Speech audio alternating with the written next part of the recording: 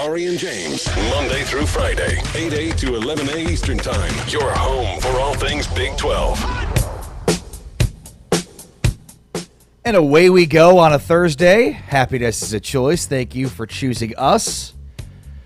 We got Taban Turner producing and co-hosting today's show. I am Ari Temkin. James is driving back from Kansas, and instead of doing the show and then driving back, which, you know, any one of us among us would do, he didn't want to be sitting in traffic on his way back to Dallas on the long 5-6 hour journey he has from Salina, Kansas back to Dallas. So I regret to inform you it'll just be me today with T-Chains helping us out. Of course, Anthony Smith producing with our Big 12 studios. And there's a lot to get to today. We've got Utah. The Utah Utes are going to be our team in our spring caravan as the spring caravan makes a stop in Salt Lake City today. Also, of course, reacting to chalk from day one of the women's basketball tournament in Kansas City. And then Bubble Watch. Some pretty big, significant movement as it pertains to bubble teams in the NCAA tournament. But first things first, yesterday, was the debut of the ASB glass floor at the Big 12 Championship in Kansas City. And though it could do a lot of things, maybe the funniest part about it is that the digital court was the exact same Louis Vuitton 12 in Roman numerals pattern that we saw last year in actual wood. So now, no surprises there. It's consistent branding for the conference, and I think looked pretty good on television. It's very unique.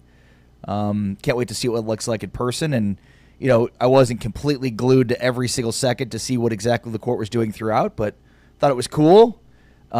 We knew going in that Brett Yormark said that it wasn't going to be, you know, an overemphasis of the court this year. They were just going to try it out, see what it looked like, and go from there. Taman, what do you think of the court? I didn't have an issue with it. I think people who were complaining, I saw some complaints on Twitter or now X, I think they were being nitpicky. I know people complained about the half court, you couldn't see the line. But when I'm watching basketball, I'm not looking for a line. I'm watching the game. I mean, I just thought it was a little nitpicky. Yeah, that I guess, it didn't stand out to me at first. And then when somebody pointed it out, I was like, okay, that is a bit strange. And curious as to why it isn't included. Because that is, I don't know, it is kind of bizarre. Like, you would think the court would have to have some of the main components that tells you it's a court. Yeah, I mean, it's definitely different. And like you said, once you notice it isn't there, it's noticeable. But I'm still watching the game. Like that doesn't bother me in terms of the actual game. Yeah, I mean, hopefully there's, you know, 3-point lines are there. The free throw lines are there. You know, the half court one is one, I guess, that you don't exactly need. But I would imagine if I'm a point guard and I'm being pressed, like, I need to know how long I have to get it up across the timeline. That could be confusing. But, no, I mean, look, overall, I think it went pretty seamless. And you're always going to have people complaining. It's like, you know, Yelp reviews. Most of the people that are leaving reviews are going to leave upset reviews because who has a good meal and then goes immediately to Yelp to talk about it, right? Very true. It's more of the anger emotion that plays into it of why I'm, like, running to give my negative review about something. So I feel like X or Twitter is just basically like just that's what it is, basically, just like a complaining session, just like a message board for ultimate complaints is what it is. But I mean, I think it looked cool. It's very unique. And you know, again, like, it's not a huge departure from what we've seen. It looked a lot like last year's court, and it's consistent branding. I know a lot of people don't like that court. I think it's very unique. It's cool. It stands out. Yeah. So. I think it's one of those things, like, I can't wait to see it in person. Like, it's one thing to see it on TV and find your complaints and whatnot, but once you see it in person, I think it'll be fine. Yeah, no, exactly. I do wonder if they'll do things differently with the men's tournament as they kind of iron things out in the women's tournament. All right, Big 12 Radio brought to you by the Full-Time Fan by Modelo. We had chalk last night. All of the favorites, the higher-seeded, lower-seeded teams won, I guess you'd say. The teams that were expected to win won, and including the teams that needed to in order to keep their NCAA tournament hopes alive. So sets up a really big day two here at the Big 12 Women's Championship in Kansas City. So last night you had, obviously the Kansas State one is sort of the inconsequential game with Kansas State and Cincinnati both out of it unless Kansas State were to run the table here.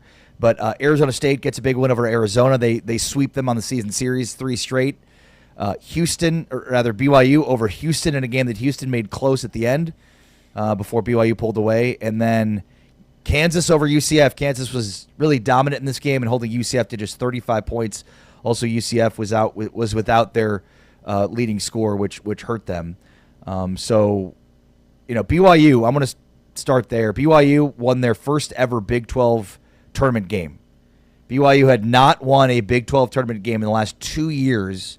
So congratulations to Lee Camard, the first-year head coach at BYU, who got his first win in the Big 12 tournament and also the first win for BYU. Here's what Lee said following this win for BYU.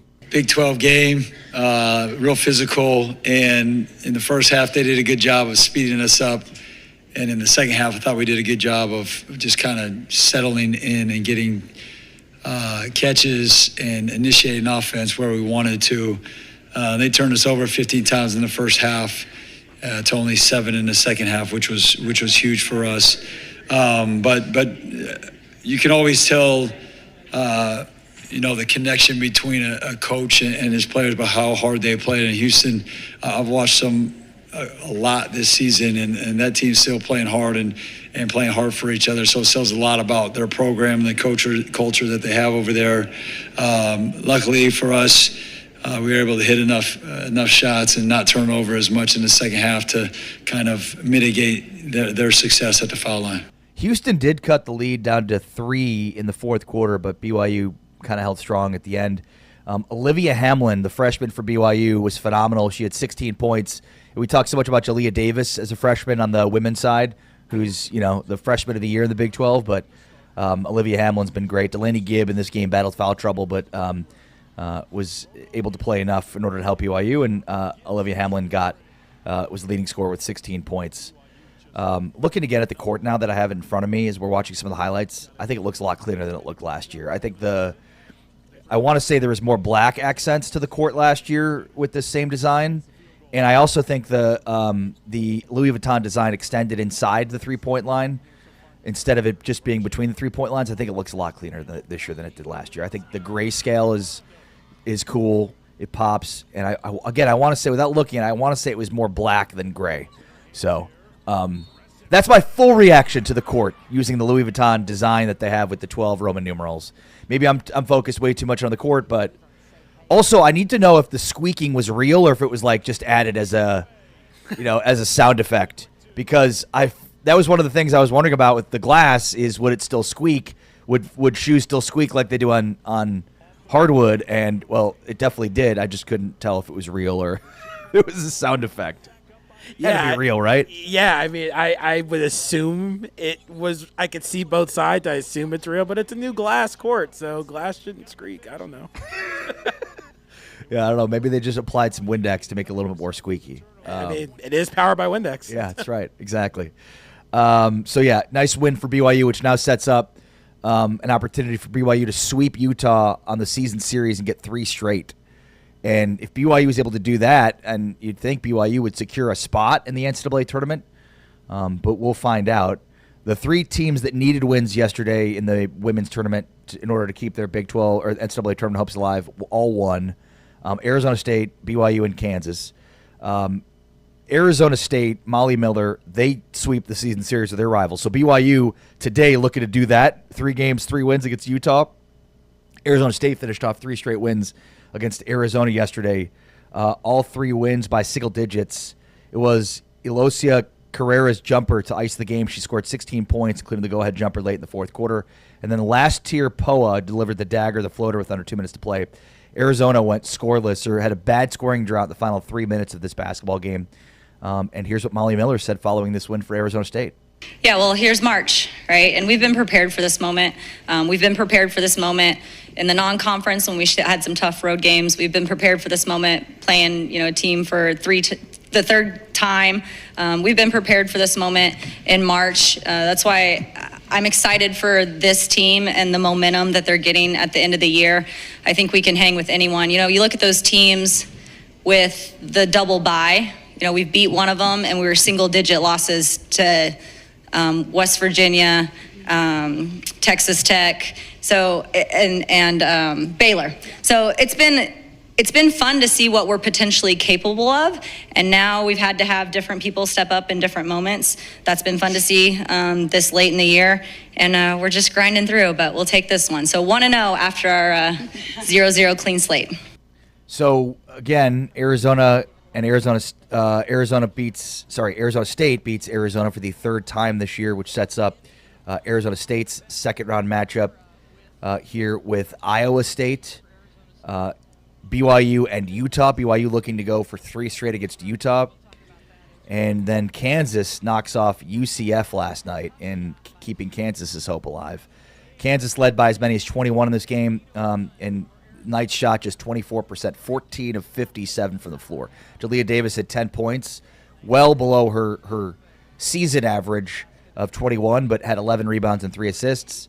So Kansas just blew out a UCF team that was without Leah Harmon, their top scorer. So really tough sledding for a UCF team, again, that's had a bad year, and even worse, playing a first-round matchup in the Big 12 championship without their best scorer, and shot just 24% from the floor. So Kansas, catching a break here in their first-round game, where you think about the other teams that were bubble teams that had, much more difficult opponents, especially relative to where they were, and UCF without their leading scorer was kind of an easy out for Kansas. So this sets up really important day 2 from the Big 12 championship in Kansas City.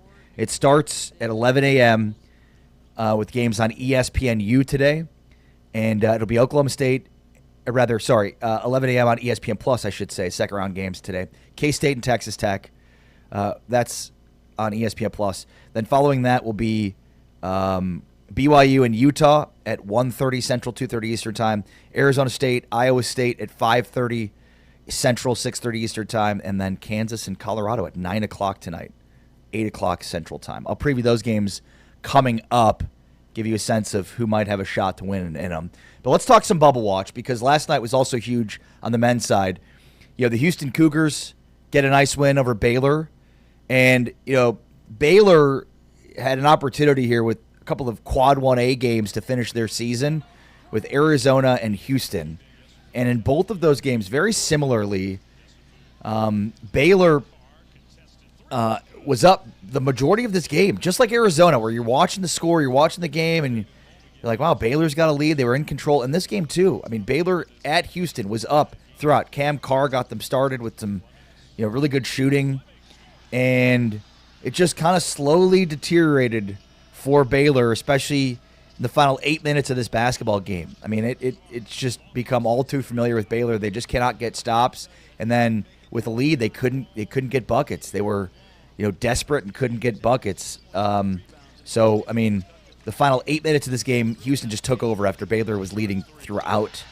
And, I have friends that are Baylor fans, and I would text them, just like in the Arizona game and the Houston game, like with the eyes emoji, like, uh-oh, maybe a big win.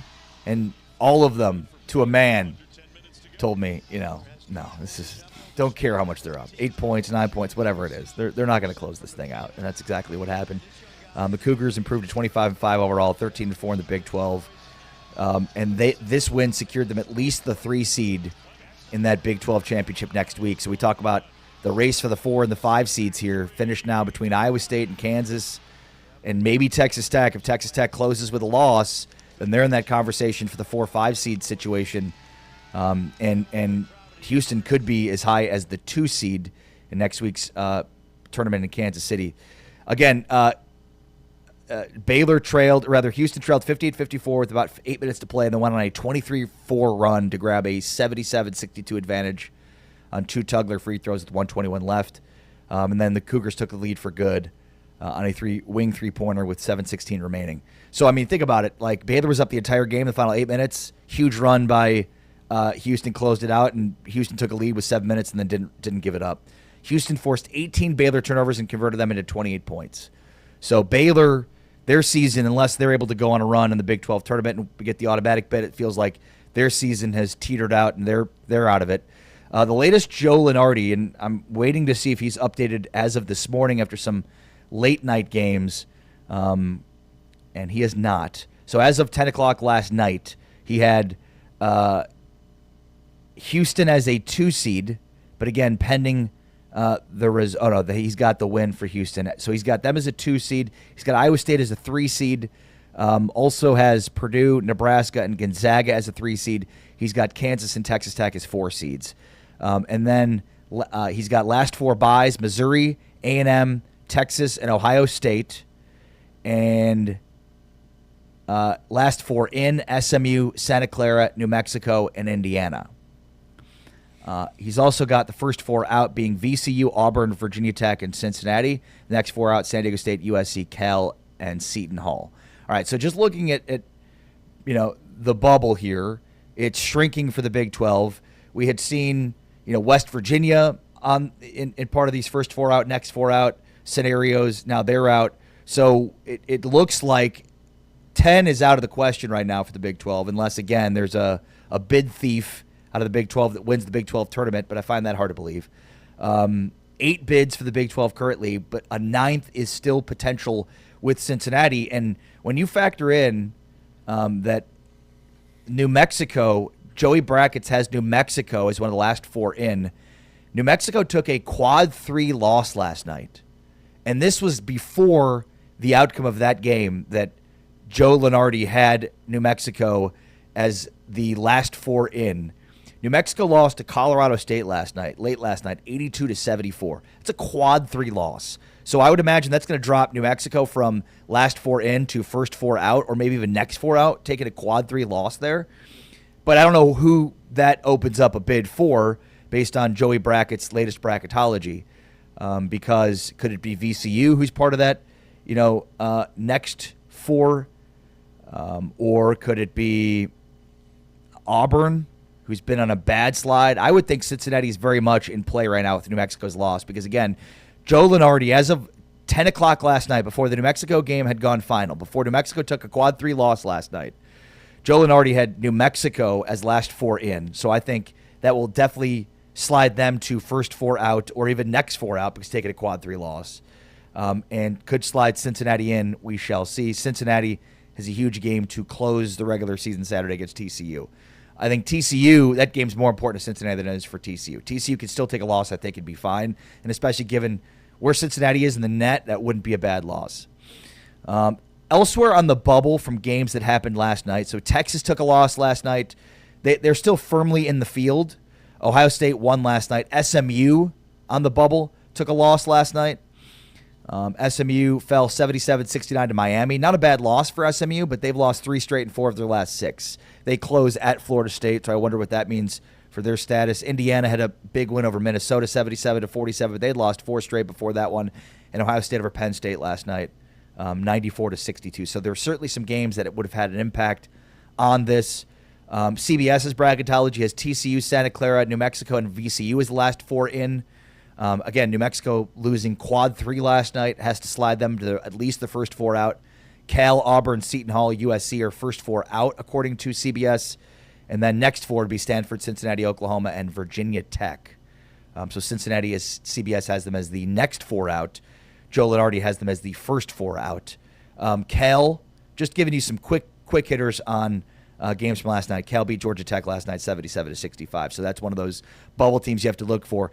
And it's super funny, Taman Turner, our producer, because nothing has me running quicker to check scores than Bubble Watch. And it's so funny this time of year, like I am trying to look for losses. I am searching out losses for these bubble teams. Like I found New Mexico's loss and it was like, yes, huge loss. I've never been rooting harder for teams to lose than I am at this time of year. When they lose, you win. That's the most important. That's what it is, right? Is that a fan rule? When somebody else loses, you win. Modelo fan rule number 101. In Bubble Watch, when somebody else loses, yes. You win. It's exactly right. Like, I'm just searching for bad losses, just looking far and wide to poke holes in resumes. Oh, this team. No, absolutely not. Nothing made me happier. Nothing. Than when I woke up this morning and checked the score of the New Mexico game and saw that they lost a quad 3 game to Colorado State. It's like, well, they're gone. Sorry to those kids, but it's over. Right. I know the pit's fun and, the Lobos are great, but yeah, no, absolutely not. just out there searching for losses. All right, so that's your bubble update. Ohio State gets a win over a bad Penn State team. Indiana gets a win over a bad Minnesota team. Stanford beats Notre Dame 86-78. Cal over Georgia Tech 77-65. SMU took a good loss 77-69 to Miami. They close at Florida State. That's a big one for the bubble. And then New Mexico with that really bad loss last night. So we'll update on Joe Lenardi's latest bracketology when he releases it this morning, because he is doing those every 12 hours, it feels like. All right, I'm Ari Tepkin. This is Big 12 Today on Big 12 Radio. More on bracketology on the way, plus talking about day 2 from the Big 12 Women's Championship. It's all coming up. This is Big 12 Today on Big 12 Radio. We're presented by Modelo, heard on TuneIn, watched on Big 12 Studios.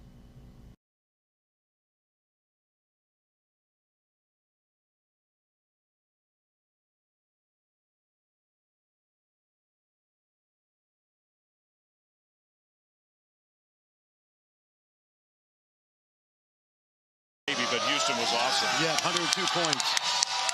Carr's had a great year. This guy, Tunde Yesufu, definitely an NBA prospect. Yesufu back to Carr. Contested three is good. And he has had a phenomenal season. Last week played great at home against Arizona. Almost knocked off the top team in this league. Led for a lot of that game. Flemings down the lane. Fleming scores with a foul.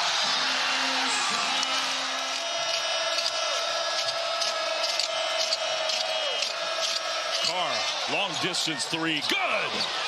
I'm going to tell you, he's been making that shot all year long. Last 2 games, he's averaging 6 points, 4 rebounds, and he's got to be more productive for this team to really have a chance to go deep. Sharp three, good. Uzan got just decked. Got up. Tugler dumps it down. A 4-point lead for Baylor, under 10 minutes to go. Baylor has controlled the tempo despite 14 turnovers, shooting 46% from the field. And this young guy in the mid-range is murdered. For Baylor to keep their poise, keep it simple, make the smart play. That's not one of them. Stole it away, 2-on-1. Sharp, step back three, good! Yep, we did. Kelvin Sampson's glad to put it past him, and good handshake at midcourt. Baylor will be proud of the effort.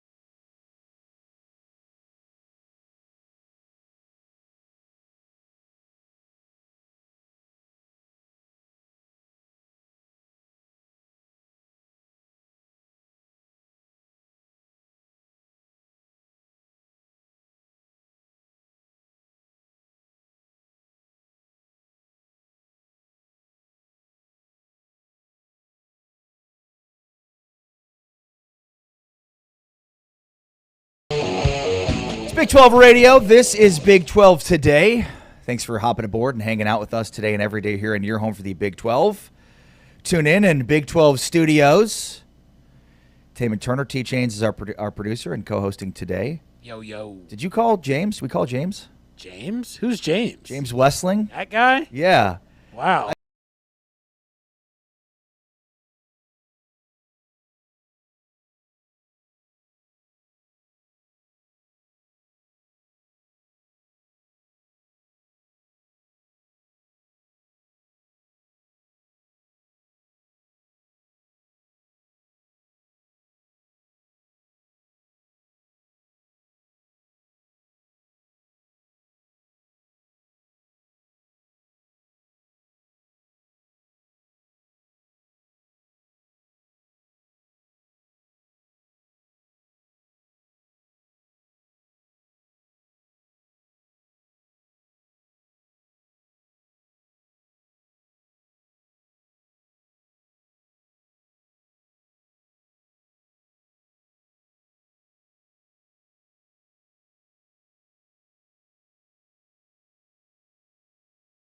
Experience podcast, and I've got you clowns blowing up my phone.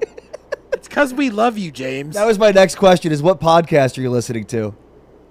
Well, I just told you, and I almost had a near-death experience last night. Okay. Because I took my kids to play laser tag. Oh. I thought, well, this will be a fun, memorable activity for the three of us. And it was awesome. I'll say that. It was sick. Okay, so did you play? Oh, did I play? Are you kidding? We're talking a two-time laser tag world champion here. Did I play? Yes. So they've got tunnels and stairs, and I mean it was pretty sweet. But the sessions, so we get up there to pay, and I asked how long the sessions are, and they said each session's only 10 minutes. And I'm like, 10 minutes? What are we going to do the rest of the night? So right. I buy two.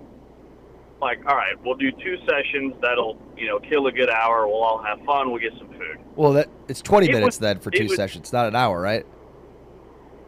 Yeah, but we get some food. We kind of take a break between sessions. Oh, got it. We It wasn't can kill an consecutively. hour. Got it. Oh, got it. Okay. 2 sessions. So 20 minutes of actual laser tag. We get in there, and I'm halfway through the first session, and you've got that weighted vest on, and you've got to keep 2 hands on your gun at all times and kind of hold it up, and it's a little bit I'm thinking, I'm never going to make it to the second session. We get done with the first, and I thought I was going to pass out. We stepped outside, and there's lights and major environment shift. I haven't eaten in 7 hours. I thought my kids were going to have to call paramedics. And that was going to be the core memory from this trip, is when Dad almost died and we had to call 911. Well, we're glad you're alive, James. So we took an extended break between sessions, and then of course I caught my breath and dominated the second session. I went full Jason Bourne on these kids. They stood no chance. I'm hiding in corners. I'm popping out in popping through windows, just taking them out one at a time. Wait, so are you picking up, Taman, what happened here? So he lost the first session to his kids? Yes. And he's coming up with an excuse for why he lost. Yeah, he's old and he was terrible. And That's why he lost. He didn't eat enough to prepare for the battle that he had raged against his small children. James, it's time for you to retire from laser tag. Never do it again. I think it's time for me to retire from a lot of physical activities that are cardio based. So is it just what you? Are you guys talking about? Was it just you guys in there, or was it other? Was it open to the public? Do you guys go into a session on your own, or is there randos in there?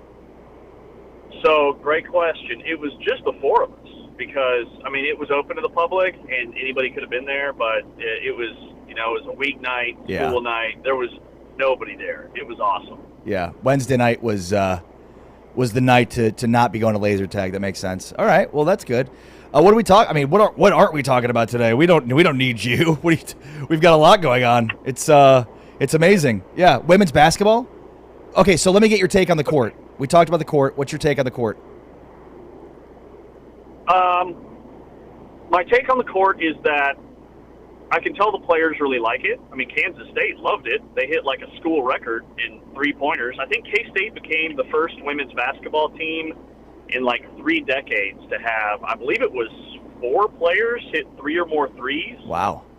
So, I can tell that the players like the floor. I will say I thought it would look different. Like, we have this digital court. We can do a lot of different things, as we've already seen on social media. You could actually put one team's, like, branding on one end of the floor and put the opponent on the other end. Shouldn't be too difficult to swap out. So I was a little surprised that the court looked like it did last year. I mean, if you just tuned into a game, it's the same floor design that the Big 12 rocked with last year. And it's a great design. It's very, it's memorable, and a lot of people talk about it because it's got that Louis Vuitton kind of bag look to it, and it looks very luxurious. But that was my number one takeaway, is I was like, okay, we're going with the same court design. And it'll be interesting to see if they do the same thing for the men or if they mix it up. Yeah, so I thought the same thing, but it is a little bit different. And let me just say, I think it looks a lot cleaner this year. So instead of the black accents like they had, so last year, okay, this is getting really in the weeds here, but I think it's important because I think it looks a lot cleaner. So last year, the Louis Vuitton design extended the entire court, meaning between the three-point line, basically everything inside the three-point line. This year, that design was only between the three-point lines. So, like, inside the three-point lines on either side there was no design. And then instead of the black accents, it was that gray scale. So it was just a lot more gray without any black, basically. So last year there was like black end lines, black paint, and then a black Big 12 championship in the middle, the insignia with the Phillips 66. And this year it's all gray, and there is no 12 Roman numerals inside the three-point line. Does that make sense? Yeah, it does. It does, and that's a great catch. I did not notice that. So you're saying inside the three-point lines there is no Yes, correct. Big 12 logo? Correct. Yep. Okay, well that looks clean then. I mean that's a clear, difference. Discrepancy between inside the arc and outside the arc. The other big takeaway that I had was there's no mid-court stripe. Right. I mean, there's no half-court line. Yeah. And at first, there's a couple schools of thought, and I'm sure we can get some more information on this. Was that by design? Was my first thought, because you guys will have to fact-check me on this. Kind of a low-key major rule change in women's basketball several years ago is there's no 10-second backcourt violation anymore. I believe. You'll have to fact-check me on that, but I'm pretty sure. I know that was in discussion, and I think they punted that rule. So if there's no 10-second backcourt violation, you don't need a half-court line for that aspect of the game. However, if a team is trapping and you're in the late stages of a game, you need a backcourt line for a backcourt violation. So it'll be interesting to see if that comes up at any point in the tournament, because I would think that we would need that stripe, right? Yeah, so that was my take. Exactly the same as how you need it for the rules. I'm trying to find out whether or not that is. I think there is a 10-second rule in women's basketball, but I'm not finding that. Okay. Well, but I agree with you there. Like if they don't have a 10-second rule, then they don't need a line. But if they do, which my expectation was they do, then of course you need a line. Right. And I would think either way you would need a line, because like you get late in the game, and I know that you can't have the ball in the front court and then throw it into the back court and it not be a backcourt violation. Like, that is a very clear-cut rule that could impact the game when teams like Baylor and West Virginia, teams that really get after the opponent in the front court, like if they're pressing late in the game, like they're trying to trap in that hot corner. And if they can't see where that hot corner is because there's no mid-court line, that could have a major impact on one of those games. Yeah, no, you're totally right. Great point. James, we were celebrating New Mexico's quad 3 loss last night. New Mexico's a bubble team. They lost to Colorado State last night. It's a quad 3 loss. So, opens up a spot. I think Joe Lenardi had Cincinnati as his first 4 out and New Mexico as his last 4 in. So, voila, Cincinnati's in.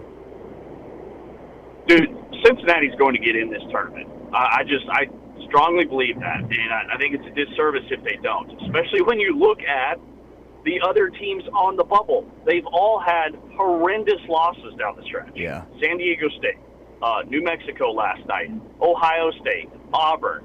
Like the teams that are on the – that's what's been really cool about the Big 12. The teams that are on the bubble from this league are surging.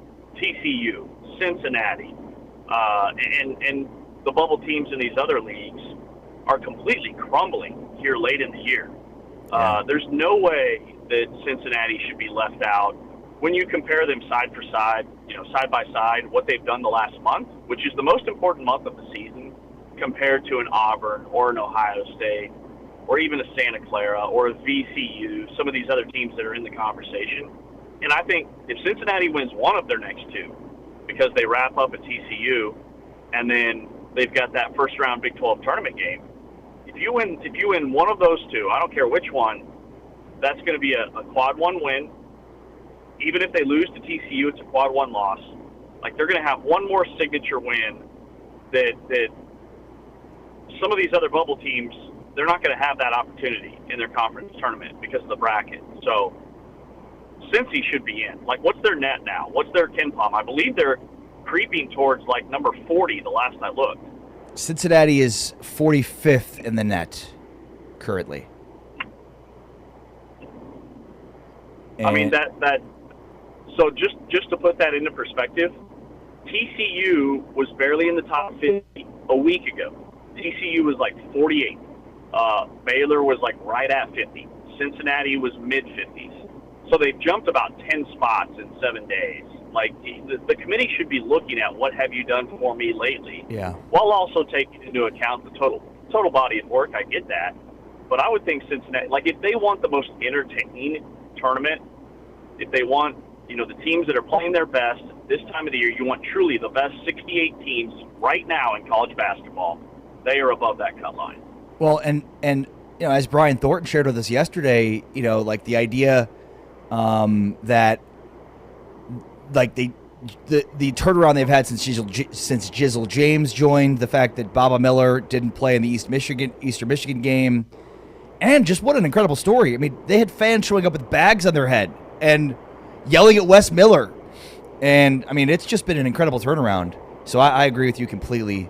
We'll see. And by the way, they're 42nd now in KenPom, 10th in KenPom defense, 120th in KenPom offense.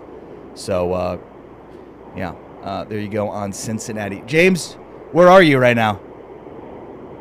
I dropped my daughter off at school, and so I am just north of Wichita, Kansas, home of the Wichita State Shockers. So if you guys want to talk about Fred VanVleet or Clay Anthony Hurley or Ron Baker or Greg Marshall, we can talk Wichita State basketball anytime. Yeah, as a Kansas fan, I don't. I want to recuse myself from that discussion. You drive safely, buddy. We'll see you tomorrow. Thank you for letting us mess around with you.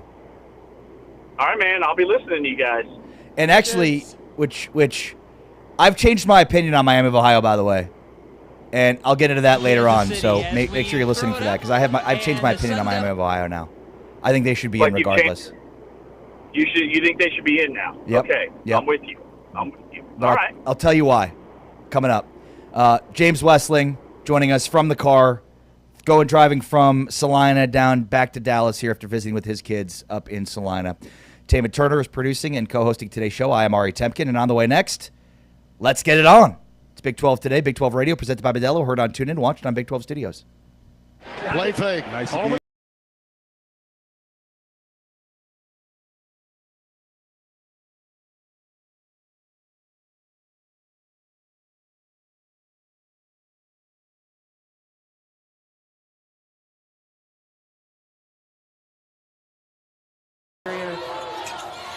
Spinning off the backboard, Carrera with the first basket of the game for Arizona State. Definitely sees the heat in this rivalry. We'll talk about that as we go along today. Nice shot, a tough shot by Sugapon. They have had the same kind of start, an 8-0 run for Arizona. Bracken's tough inside. Finding a good job of. Nice backdoor cut, but Francois not able to gather it in. Arizona State on a 7-0 run, make that a 9-0 run. Yeah, there's Washington's again, just able, again, attack. That is the mentality for Arizona right now. Good. Beautiful pass inside. Arizona State started 2 for 7. Kick out. Inside the three-point line, Denia Trammell. It's just like you and me back in the day. That's right. If we would have had a fast break together. Brackens hits the couple of possessions. Bodies on the floor inside. She has the job of guarding Carrera right now, which is a task. Adebanjo. Sugapa. Clock is winding down. 1 second remaining. And Arizona will come up just short of their upset bid to try to send another game to overtime.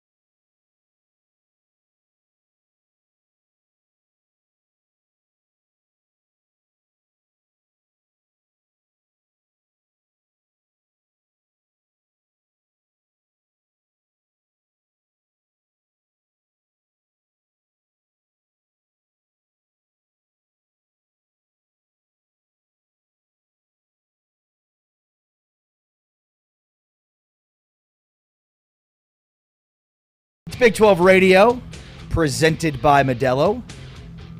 Heard on TuneIn, watched on Big 12 Studios. James is out today. Taman Turner producing and co-hosting with me. And it's time for a little Let's Get It On, where Taman brings up some of the most pressing questions current in the Big 12 or college sports at large. And then we take either side of the argument. Let's get it on. Let's get it on! Thank you. All right. First topic. Which team is likely to go further in the NCAA tournament? Iowa State or Kansas? And for the record, both teams have lost 3 out of their last 4. Yeah, no, this is a great question. Since this is your inaugural Let's Get It On with me, I'm going to let you go first. Okay. So this is how I feel about both teams. No. Oh, okay. Fair enough. Pick a team. Fair enough. I'm going to go with Iowa State. Oh, yeah, I'm gonna go with Iowa State. I figured you weren't gonna make the case for Kansas. No, I'm gonna go with Iowa State just because look, I like I like how Taman Lipsey and you just like his name. I mean, he has a great name. I'm not gonna lie, but Joshua Jefferson is the key to that, and I just think Iowa State. Their biggest flaw this year has been these stretches where they don't score, which has been a little frustrating. But they play really, really good defense, and I think when defense is going to win in the tournament, I think that's a big thing. You want defense in the postseason. But I just think that Kansas right now has a little bit of too many question marks. Darren Peterson isn't playing his best. Who else is going to step up? I know Melvin Council has done that at times, but consistently to go on a deep run, Sweet 16, Elite 8, Final Four. I just think Iowa State is a little bit more built of consistency right now, where Kansas has been a little bit all over the place. I know they've been without Darren Peterson at stretches this year, but when your margin for error is win or go home, I don't know if I can trust that in that type of a situation. Okay, so your first argument was so off base that I was going to just destroy you. But then your next argument was exactly the right argument to make against Kansas. But at first you brought up Iowa State's defense, which wins the tournament, which, by the way, Kansas actually has a better defense according to KenPom. So it was a bad argument to start, but I think you're totally right in terms of, we don't know what we're going to get from Kansas. Iowa State's a little bit more predictable. With that being said, though, I would argue that Kansas is going to go further simply because Iowa State has probably already hit its offensive ceiling, whereas Kansas is still yet to hit its offensive ceiling. And you could argue that in some of these inconsistencies we've seen down the stretch, they're actually going through the lumps they've needed to go through earlier in the season in order to get everybody acclimated and playing on the same page. The minutes thing is not an issue anymore for Darren Peterson, and it hasn't been for the last few games. But he hasn't been playing well. No, he has not been playing well. You're right. But I think the team is figuring out in games how to play with one another, which is something Bill Self had been talking about the last few weeks. And that is, we just need time in order to gel and play together and figure out some things. So, even in that loss, it's a bad loss at Arizona State. But the second half of that game, they came alive. And even though they lost and did not hit shots, they shot woefully bad in that game. I still think these are some of the lumps they're taking before they could really take off and take flight and have a much better offense than they've had at 55th rank in KenPom. I think Iowa State's hit its offensive ceiling. I think Kansas is yet to. Here's my one question for you. If Kansas plays a game, first or second round, where their offense is just off, they're just, again, with that margin for error being so small, win or go home, if Darren Peterson shoots 3 for 18 again, how do you advance? What's your concern there?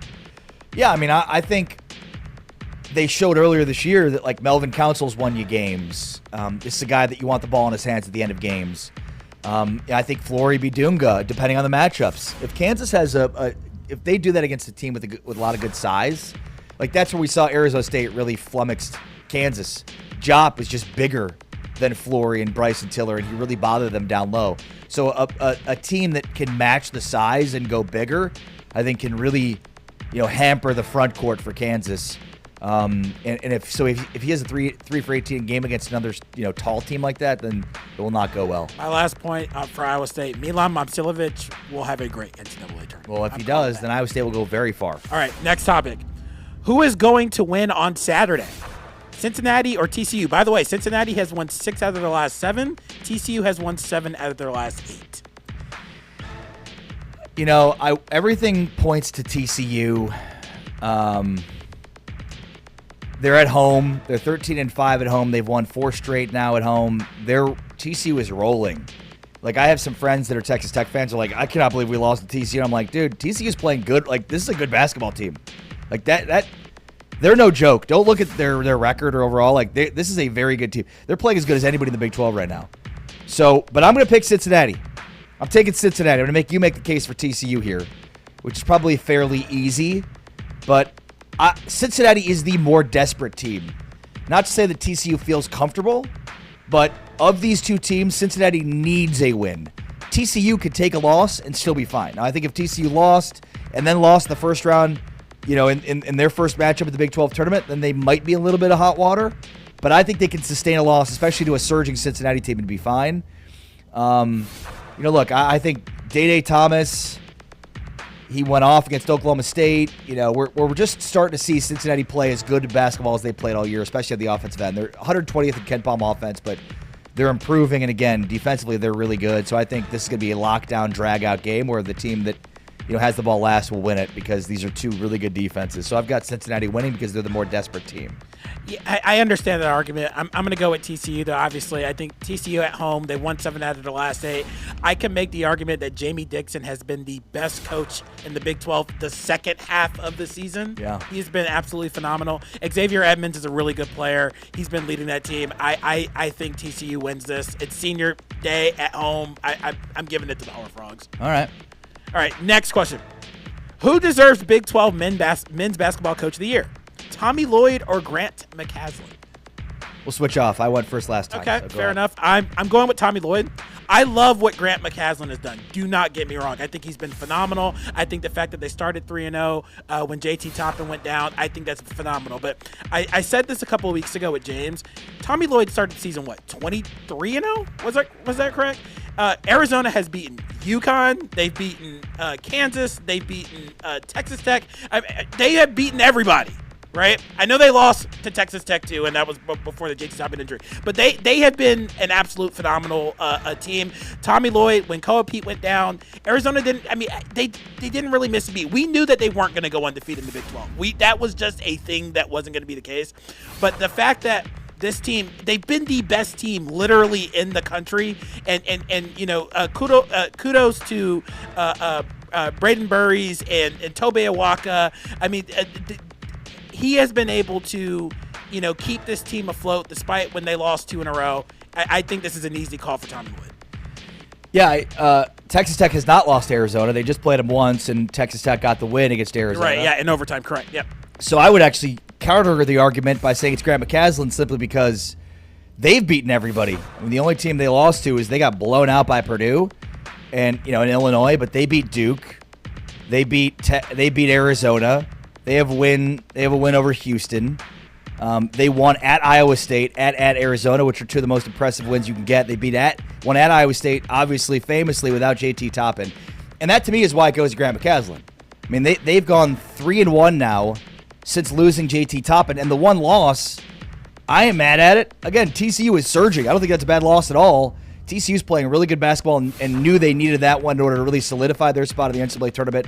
They were the desperate team there, even on the road. TCU has now won 4 straight at a stretch after losing to UCF where they've needed to, and they've won 7 of their last 8. So they have won all these games as they needed to. So I just think, the loss to TCU doesn't bother me at all. They've reinvented themselves in a way without JT Toppin, and the fact that McCasland's been able to weather the storm all season, missing important pieces. Luke Bamboye's missed the entire year. And look, had he been backing up JT Toppin all year, who knows how much different their record might be. That might be in 1-seed territory. I'm not saying he's that much of a difference maker, but he would have certainly helped take off some of the wear and tear from JT Toppin all season. So it's easily Grant McCasland. I just want to make this point, and I don't want this to come across as an excuse. In the Texas Tech game, Koa Pete went down. There's usually a shock factor, like when JT Toppin went down against Arizona State and Arizona State got the win. When Arizona lost to Kansas, it was a close game at Allen Fieldhouse. They come back home. They play Texas Tech. Koa Pete does go down. They lose in overtime, but then they've won 5 straight ever since. And I think that's a big, a tribute to Tommy Lloyd and what he's been able to do. Yeah, a guy went down, next man up mentality, and they haven't missed a beat. Okay. Yeah. Final one before we hit the break. Who has been the better coach this season? Jamie Dixon or Johnny Dawkins? I'm going to go with Jamie Dixon here, but this is a great question, and I think there's obvious arguments for both sides. But for me, it comes down to TCU did not close out games in the early portion of the season. I mean, famously, that Kansas loss was bad because they had Kansas dead and buried. They would have been 0-3 to start Big 12 play, and somehow, some way, they left the door open for Kansas to slide in. And since that game, they have figured out how to close games, and they have been so much better the second half of the season because they took a negative, a weakness, and turned it into a major positive. It's the reason I think TCU has the ability to be a team that can make a deep run into March despite being a 7, 8, 9, 10, 11 seed. We'll see where they end up. So for me, this is a great question. I think the way that Johnny Dawkins put this roster together is really impressive, but I like the in-season, in-game coaching from Jamie Dixon, what he's done to turn this team around, get them closing. And again, a roster that he did put together with veteran, both of these coaches, Dawkins and Dixon, put together veteran-laden rosters. Yeah, I like both coaches. I think this is a tale of two halves. I think Johnny Dawkins was the better coach in the first half. Jamie Dixon so much more so in the second half. But Johnny Dawkins, UCF, not a lot of high expectations this year, and they exceeded every single one of them. I don't like the last two games that they played, losing to Baylor, losing to Oklahoma State. But, to the credit for the entire season, the fact that they've been able to get this, getting big wins, big wins over Kansas, big wins over Texas Tech, I got to give Johnny Dawkins a lot of credit for that. I think that's a big, kudos to him. All right, that's Let's Get It On. It's Big 12 Today on Big 12 Radio, presented by Modelo. Coming up, we've got Kyle Sockwell. You're not going to want to miss Kyle Sockwell. Plus, we've got our Modelo spring road trip. The spring tour, spring caravan makes a tour pit stop in Salt Lake City, talking Utah football. That's all coming up. It's Big 12 Today on Big 12 Radio, presented by Modelo. Heard on TuneIn, watched on Big 12 Studios.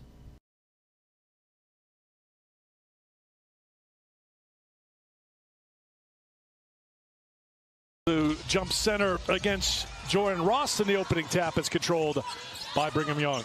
It's the question for Houston. Saw Jay Jones, the freshman, getting the start. Her 14th this season, her first start since the 21st of January. Rokel using that length to get the rebound. Gibbs steps into a three. And BYU just found another level, turned it up, and got a big win to close out the regular season. They bring a 3-game winning streak into the postseason as Houston gets the field goal.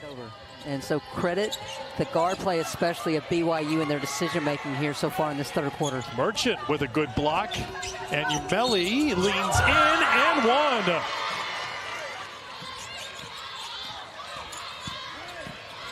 Ball's in her hands here. Aggressive take and make and one. I'm not sure BYU is on the same page with that press. Attacking the other way. Hamlin with a quick two.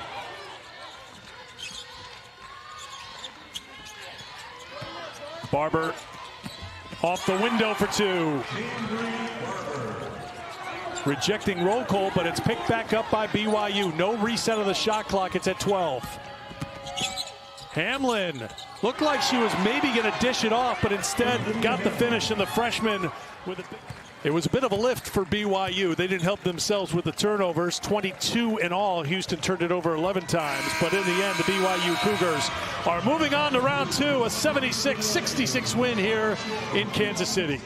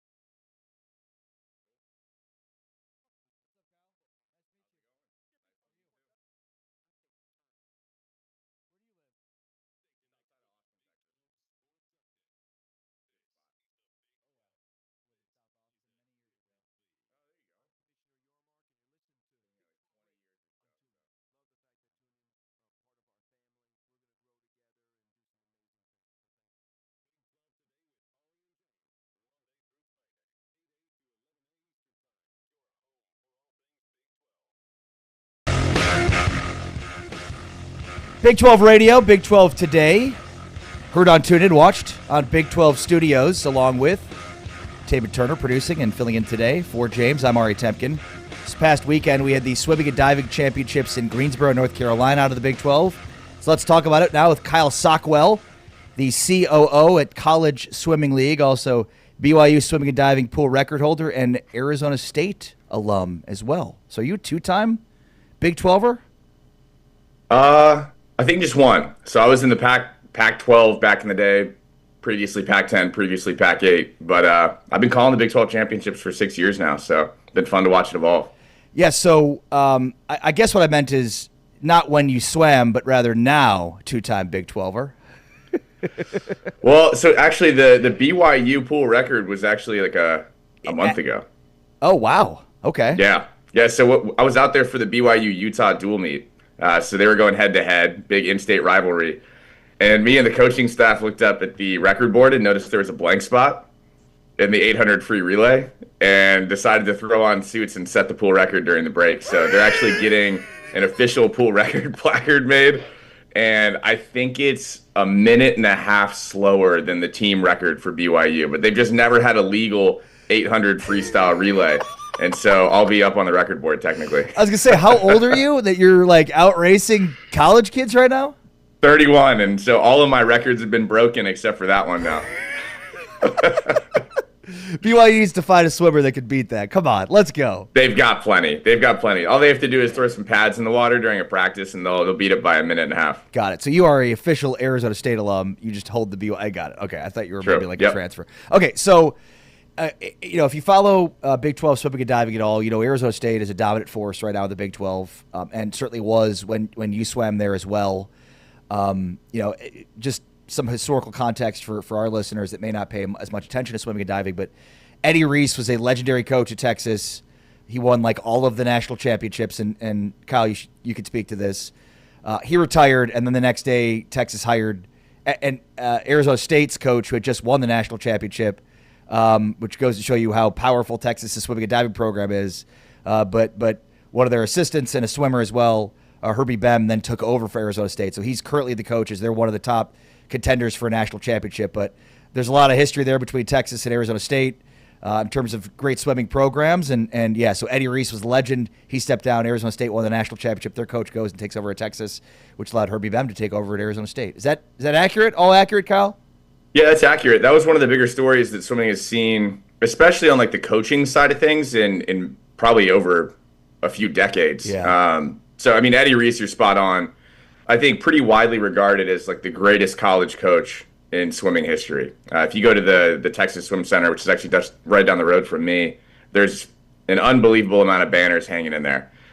So Bob comes over, coaches at ASU. He was my coach for a few years, builds an incredible men's team out there, notably Leo Marchand, one of the best swimmers on the planet right now, holds still a lot of NCAA records. We're talking about record boards and venues. Well, his name's all over the one in Tempe, Arizona. But pretty quickly after winning a national championship, jumped over to Texas. And I mean, you talk about the power of a university. Texas is kind of like the behemoth, right? And so I knew a lot of kids on the team that were kind of like, what's going on? And, my explanation was, this is big college sports. It was a moment where, Texas said, we want that guy. They went and got him. And from my perspective, we talk about Herbie Bame and the incredible coach that he already is and the incredible coach that he's becoming.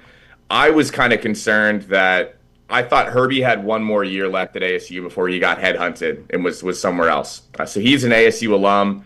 I think he's one of the up-and-coming, becoming one of the, next Eddie Reese potential coaches in the NCAA. So I was hoping that there was a way for us to find him in that head coaching role. It was going to be tough with Bob Bowman as your head coach to slide Herbie above him.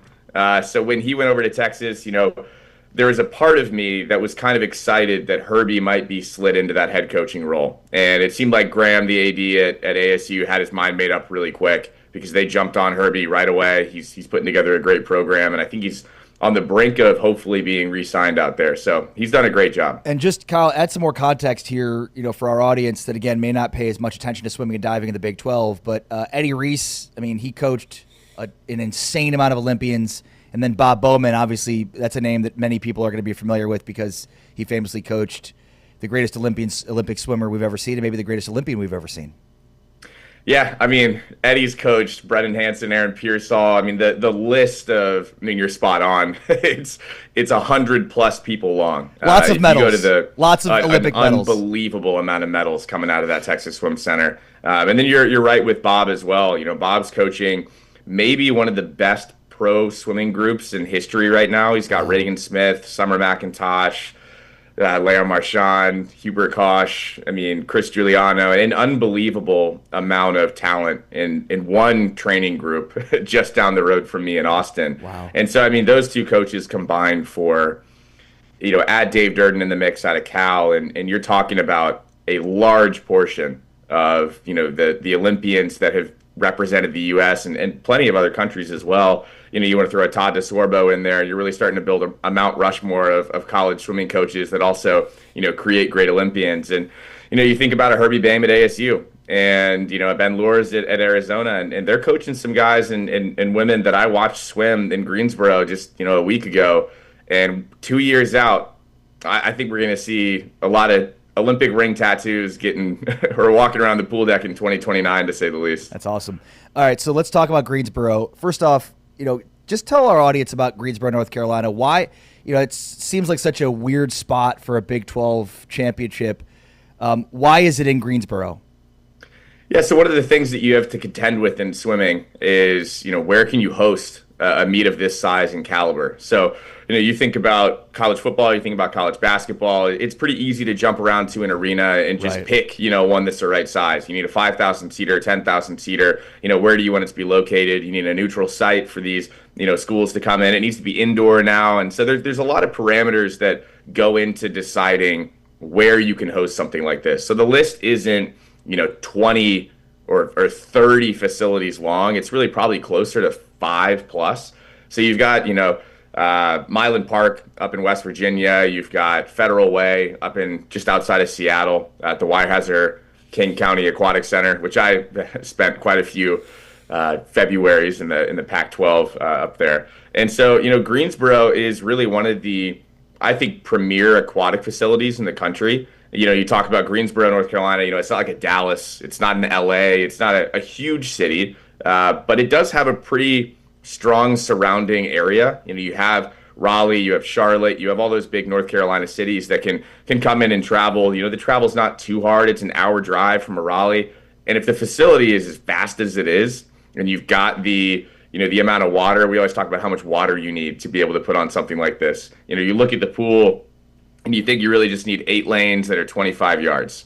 Well, you actually need 8 lanes that are 25 yards. You need a diving tank. You need a warm-up, warm-down pool. Wow. You need another. I mean, so you really need 125+ yards of water. And so Greensboro's got that. They've got a great facility that can handle, you know, 2,000+ fans. They've got, you know, good video boards in there. So a lot of decisions go into it, but really it just comes down to who's got the fastest water, and Greensboro seemed to have that. Yeah. All right, so let's talk about your alma mater, Arizona State. It's a dominant force in the Big 12.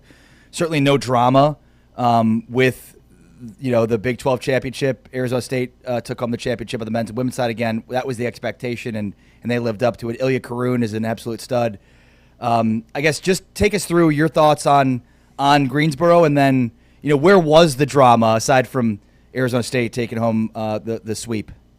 Yeah, we'll start with ASU. One of the things that's really impressed me with this men's team is, you know, we talk about Bob Bowman leaving. You know, that's a big coaching name to depart from Tempe. And really the question as an alumni and as a fan, as an analyst was, you know, how does Herbie retain some of the talent on the pool deck, especially on the men's side, which is an NCAA championship caliber team. And a lot of the, I think, expectation from the community was that he wouldn't be able to do that. It was, you know, everyone's going to go follow Bob. How many people are going to be left in Tempe? He's going to have to rebuild. Is he going to have enough people for relays? And Herbie retained quite a bit of that group. And really it felt like, you know, if you can retain 50% of your top tier talent, you're going to be able to rebuild into a great program. I really would think I think it's fair to say Herbie retained probably 70% plus of the talent out there. Namely, Ilya Karun was really the staple that stuck around and said, you know what, I believe in Herbie. I'm going to train with him. And I think it's paying off. He's doing pretty well. And so the result of that is Herbie had a base to be able to build, I think, one of the deepest programs, sprint programs that we've ever seen in the sport on the men's side.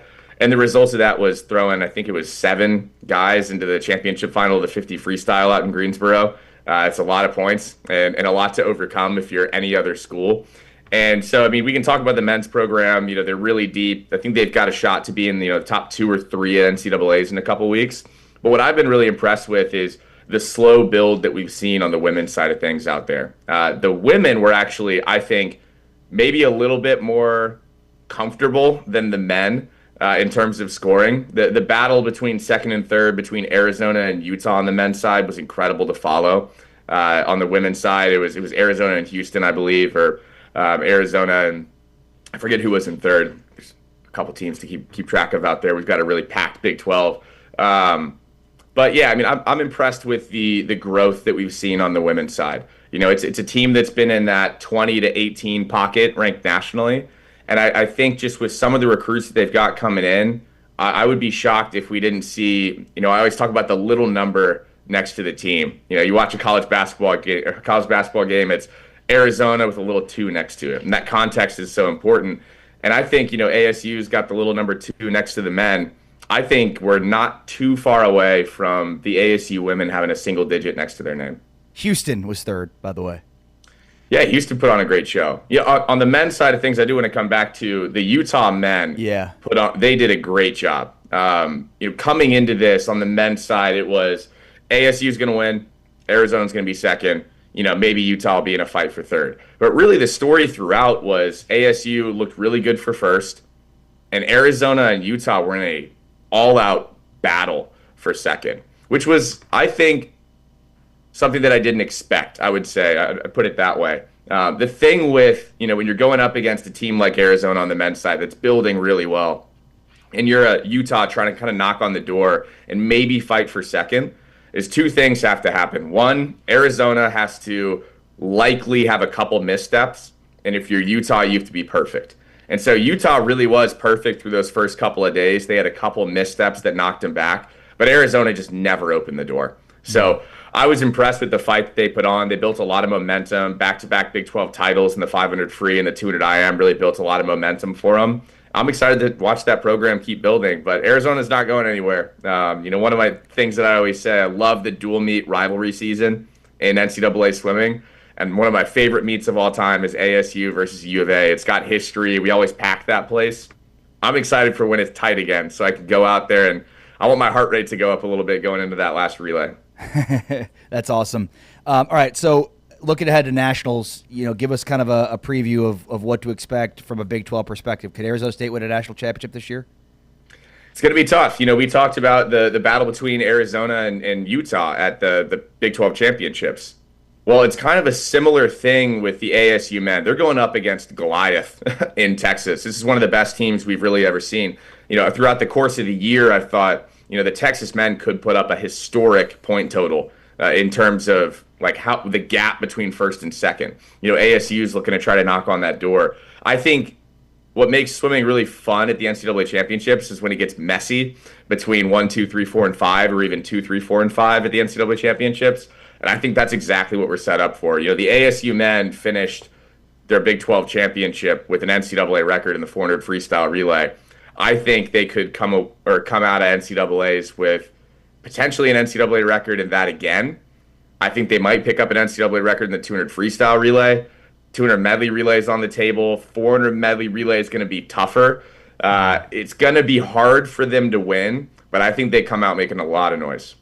Awesome. Really appreciate your insight here. We'll have to catch up with you again, talk about nationals. Kyle Sockwell, make sure to follow him on Instagram and follow what he's doing. Great stuff, Kyle. Thank you. Awesome. Kyle Sockwell joining us here, breaking down his thoughts on the swimming and diving championships in Greensboro.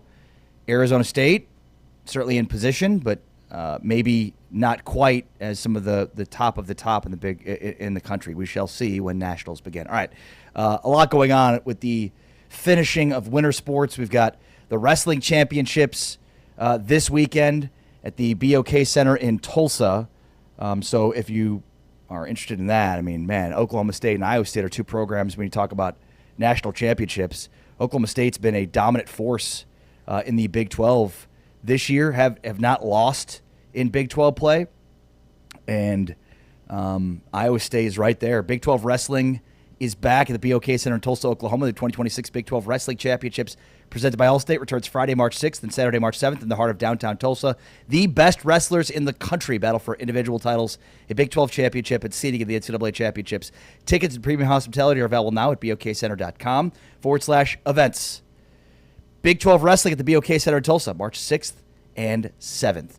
This is Big 12 Today, Big 12 Radio, presented by Modelo, heard on TuneIn, watched on Big 12 Studios. There's some wild things happening in college football off the field. We'll get to that next. It's Big 12 Today on Big 12 Radio.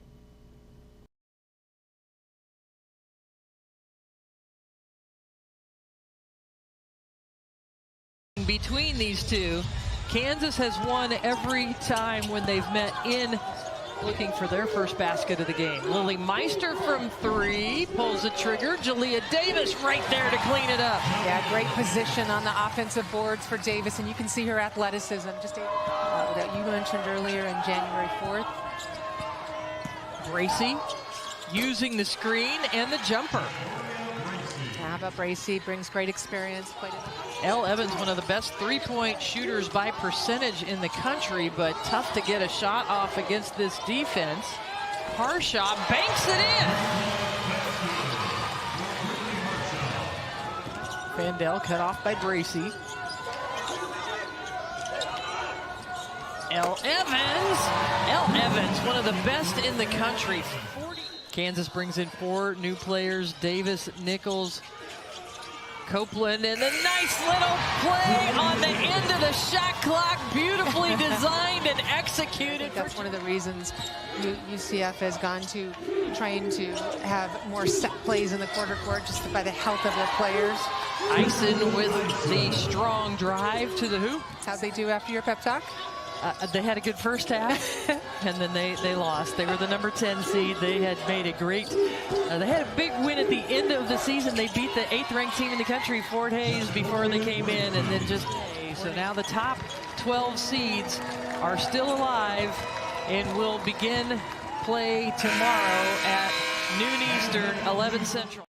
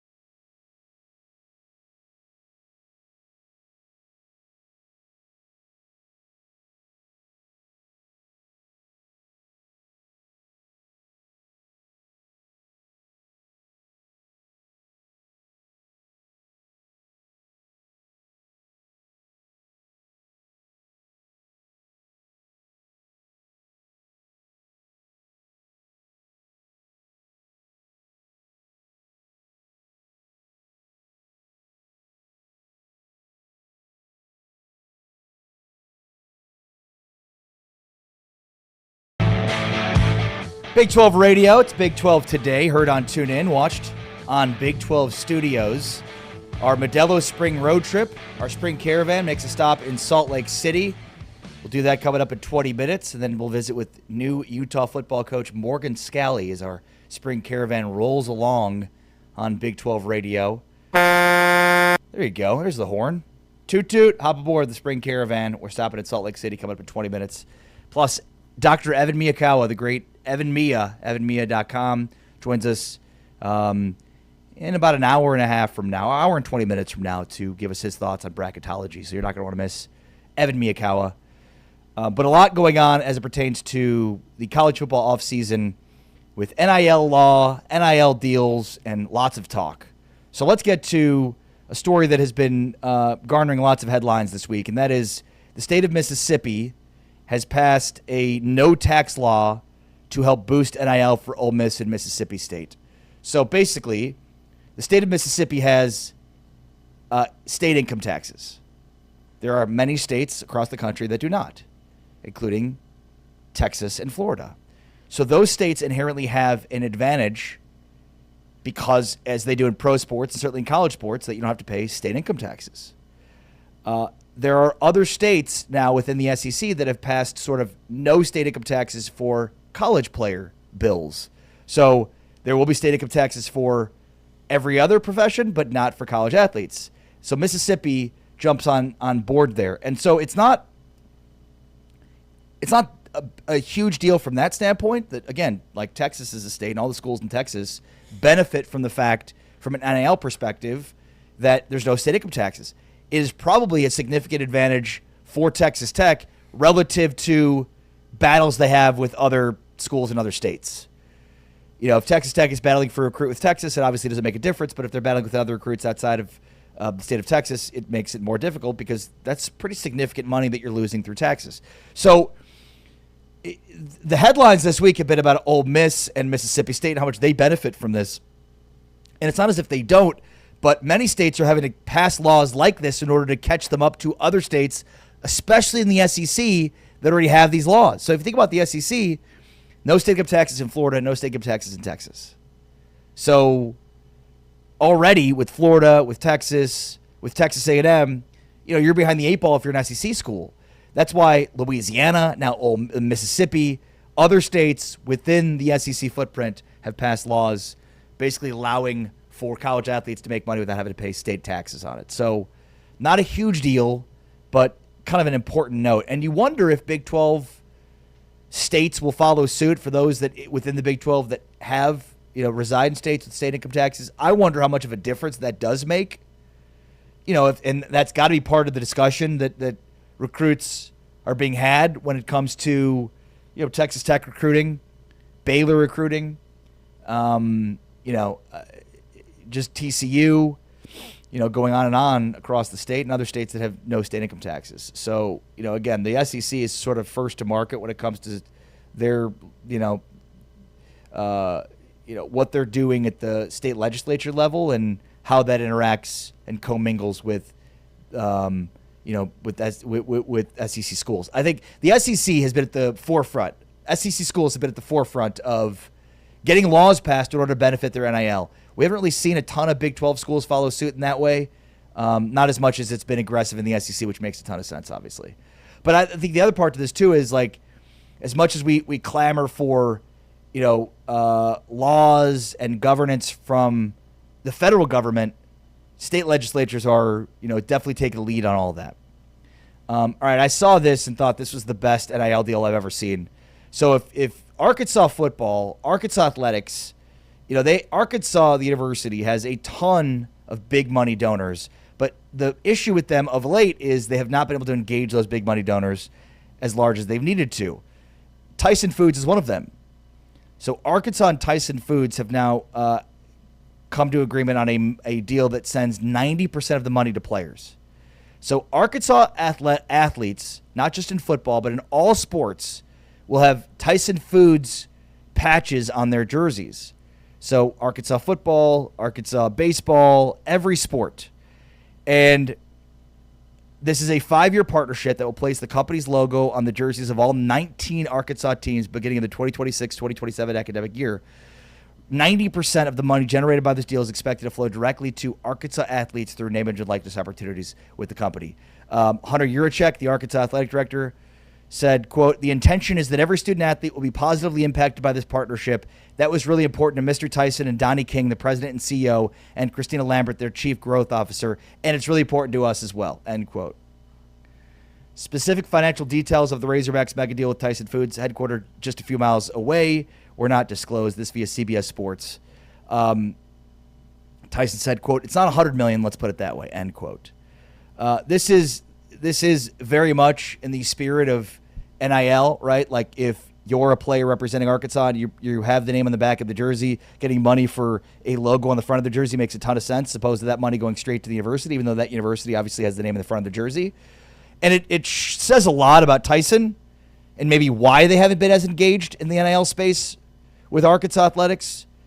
The fact that they wanted to make this, public, wanted to do this in such a public-facing way that benefits their brand, but also goes to the athletes, says a lot. I also love the quote from Hunter Yurachek, who's, as we know, have been very kind of outspoken about NIL, and basically saying, like, yeah, having the money flow directly to the student athletes was extremely important to Tyson. It's also important to us. As opposed to saying having the money flow directly to the athletes was as important to us as it was to Tyson Foods. I don't know. For me, it says a lot that he kind of positioned it that way. Maybe I'm reading too far into it. I just thought it was funny, and especially knowing like Hunter Yurachek has been someone that's complained about NIL for years, and he might be thinking, man, Tyson Foods makes all this money. It's one of the largest food, companies in the world. They haven't donated, nearly as much money as we would expect to the university. I don't have the numbers in front of me. I'm sure they have. I'm sure they've made sizable donations. But maybe Hunter Yurachek looks at this and says, like, well, that money could have just been a blank check to us. We would have distributed that appropriately across all of our athletic departments. But it just says a lot, the way that he said it.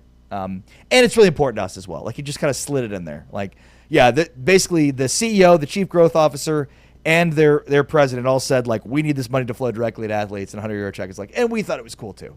Like, we also thought it was nice to throw them a bone. Just funny to sneak that in there. And then this one is really interesting out of the Big Ten. So Mick Cronin has publicized an idea that would basically be the exact same thing that the NBA has for birds' rights.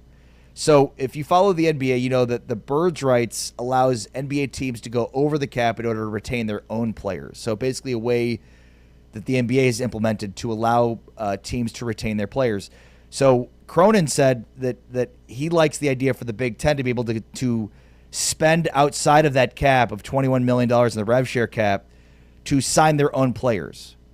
Quote, "We should do everything we can to stop these kids from transferring too much because nobody's going to graduate. These kids aren't going to have the grades if they're transferring 3 or 4 times, so we've got to do everything we can," end quote. Great quote from Mick Cronin. I'm sure that's top of mind for him, the grades and the graduation part, and not, the losing players through the portal that he's had that deteriorates his roster year over year. I don't know. Which one is it? I don't completely oppose the idea. I just think it's funny that he's positioned in the way of these kids aren't going to have the grades if they're transferring 3 or 4 times, so we've got to do everything we can. Not to say that isn't a reason, but it's not your reason, Mick. Like, come on. Don't lie to me. Like, you have a different approach, I would imagine, as for goals here and wants and needs. And look, I mean, I'm not saying that that's not a legitimate reason, because it's just 100% right. But to make that your primary reason for making this argument, I see right through that. I think when you look at the practicality of it, that's where it gets really difficult. Like, would all players be eligible? Would players need an offer from another team first? How far are teams allowed to go over the cap in order to sign their own players? So I just, and especially from a football perspective, I could see that thing getting really out of hand. And again, like, how are you deciding?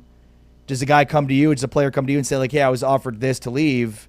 So are you matching that or going over? How are you verifying that they got those offers?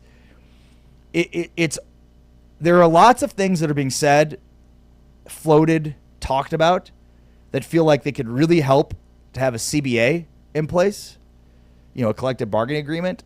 And, I would imagine, let's just go down the road of saying, like, the Big Ten goes down the road to implement this, and they've got this new thing, and you could exceed the cap to sign your own players. Would the Big 12 or the SEC then sue the Big Ten? Would there be grounds for somebody to sue the Big Ten over this? Now, if each league creates their own rules because they have their own governance, and that's not, running afoul of the antitrust laws, then this might be a way that these leagues differentiate themselves. But would then the Big 12 and the SEC and the Big East and the other power conferences rush to also pass a rule that allows for this? And then would that allow other conferences to sue those conferences? It sounds like a legal nightmare. Ultimately, it sounds like something you could probably settle within collective bargaining, which, again, is probably the only path forward. And I imagine we're going to continue to sort of play this game for the next few years until all the decision makers within college athletics realize that they have no other recourse but to create a CBA, and then at that point they will from their cold, dead hands. But we're just going to be talking in circles here about the same things over and over again until there is a CBA. But this is a really interesting idea. I do love the idea of continuity, creating some incentive for continuity within your roster. I think college basketball has a major problem with a lack of continuity. Maybe that's partly the management of the coaches and management of roster. Maybe it's partly outside their control. It seems like football coaches have way more control over that, and they don't have a ton of control, but way more than they do in basketball. So I would like to see the NCAA and some of these leagues look at different ways to incentivize players staying from a monetary standpoint. We'll see if anything ever gets done there, but I think of these, this is a great idea, one of the best I've heard. All right, it's Big 12 today on Big 12 Radio. We are presented by Modelo, and it is time to hop aboard the Spring Caravan. Thank you, Taman. Our Modelo Spring Road Trip, touring Big 12 country, continues with the team that finished third in the Big 12. Utah is next. We'll hear from Morgan Scalley. But on the way next, we're giving you the lowdown of Utah football heading into spring 2026. This is Big 12 Today, presented by Modelo, heard on TuneIn, watched on Big 12 Studios.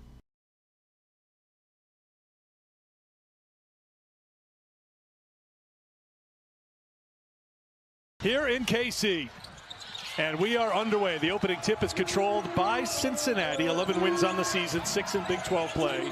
Gina Garcia, the point guard, a freshman. Tess Heel, a veteran, the only senior on the roster, along, as we mentioned, with Terrence Ives. For Cincinnati's Ramaya Bird, who's on the floor. And this is a really small lineup for K-State. They did use this a good bit against Iowa State. Allianz and Diba is on the floor, came up short. Sides looking for 3 more and gets it. First points for Jackson, number 3 scorer on the team at 10 a game. Sides doesn't need much room to get open, and she loves shooting here in Kansas City. Forced just 4 in that game. Points off turnovers, 25-0 in favor of West Virginia. Spicer buries a 3. The longer they can force K-State to get into the shot clock, the better opportunity. And there's the miscommunication on the baseline out of bounds. Pretty gassed at the moment. Classens to Foy. Does she have enough in her legs? She does. 13 offensive rebounds for Cincinnati. Sides gets an open look and hits again, with Houston and BYU still to come. Then tonight, Arizona, Arizona State, UCF, Kansas.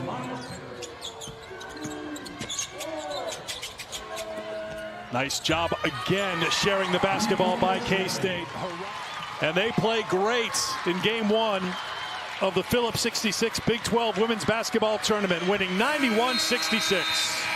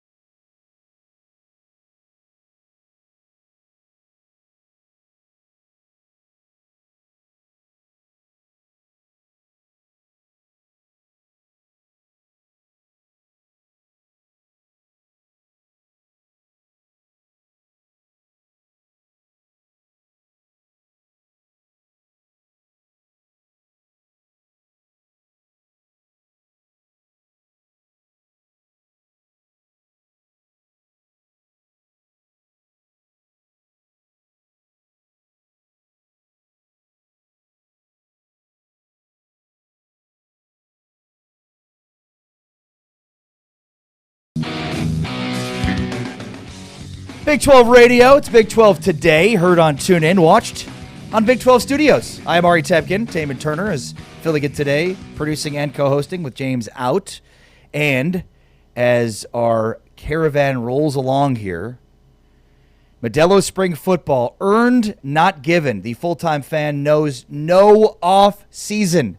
Spring Caravan is presented by Modelo, and we roll along in the Spring Caravan here to Utah. Where's that horn? Thank you. Morgan Scalley, the Utah head football coach, is joining us coming up in 20 minutes as we bring our Modelo Spring road trip to Salt Lake City.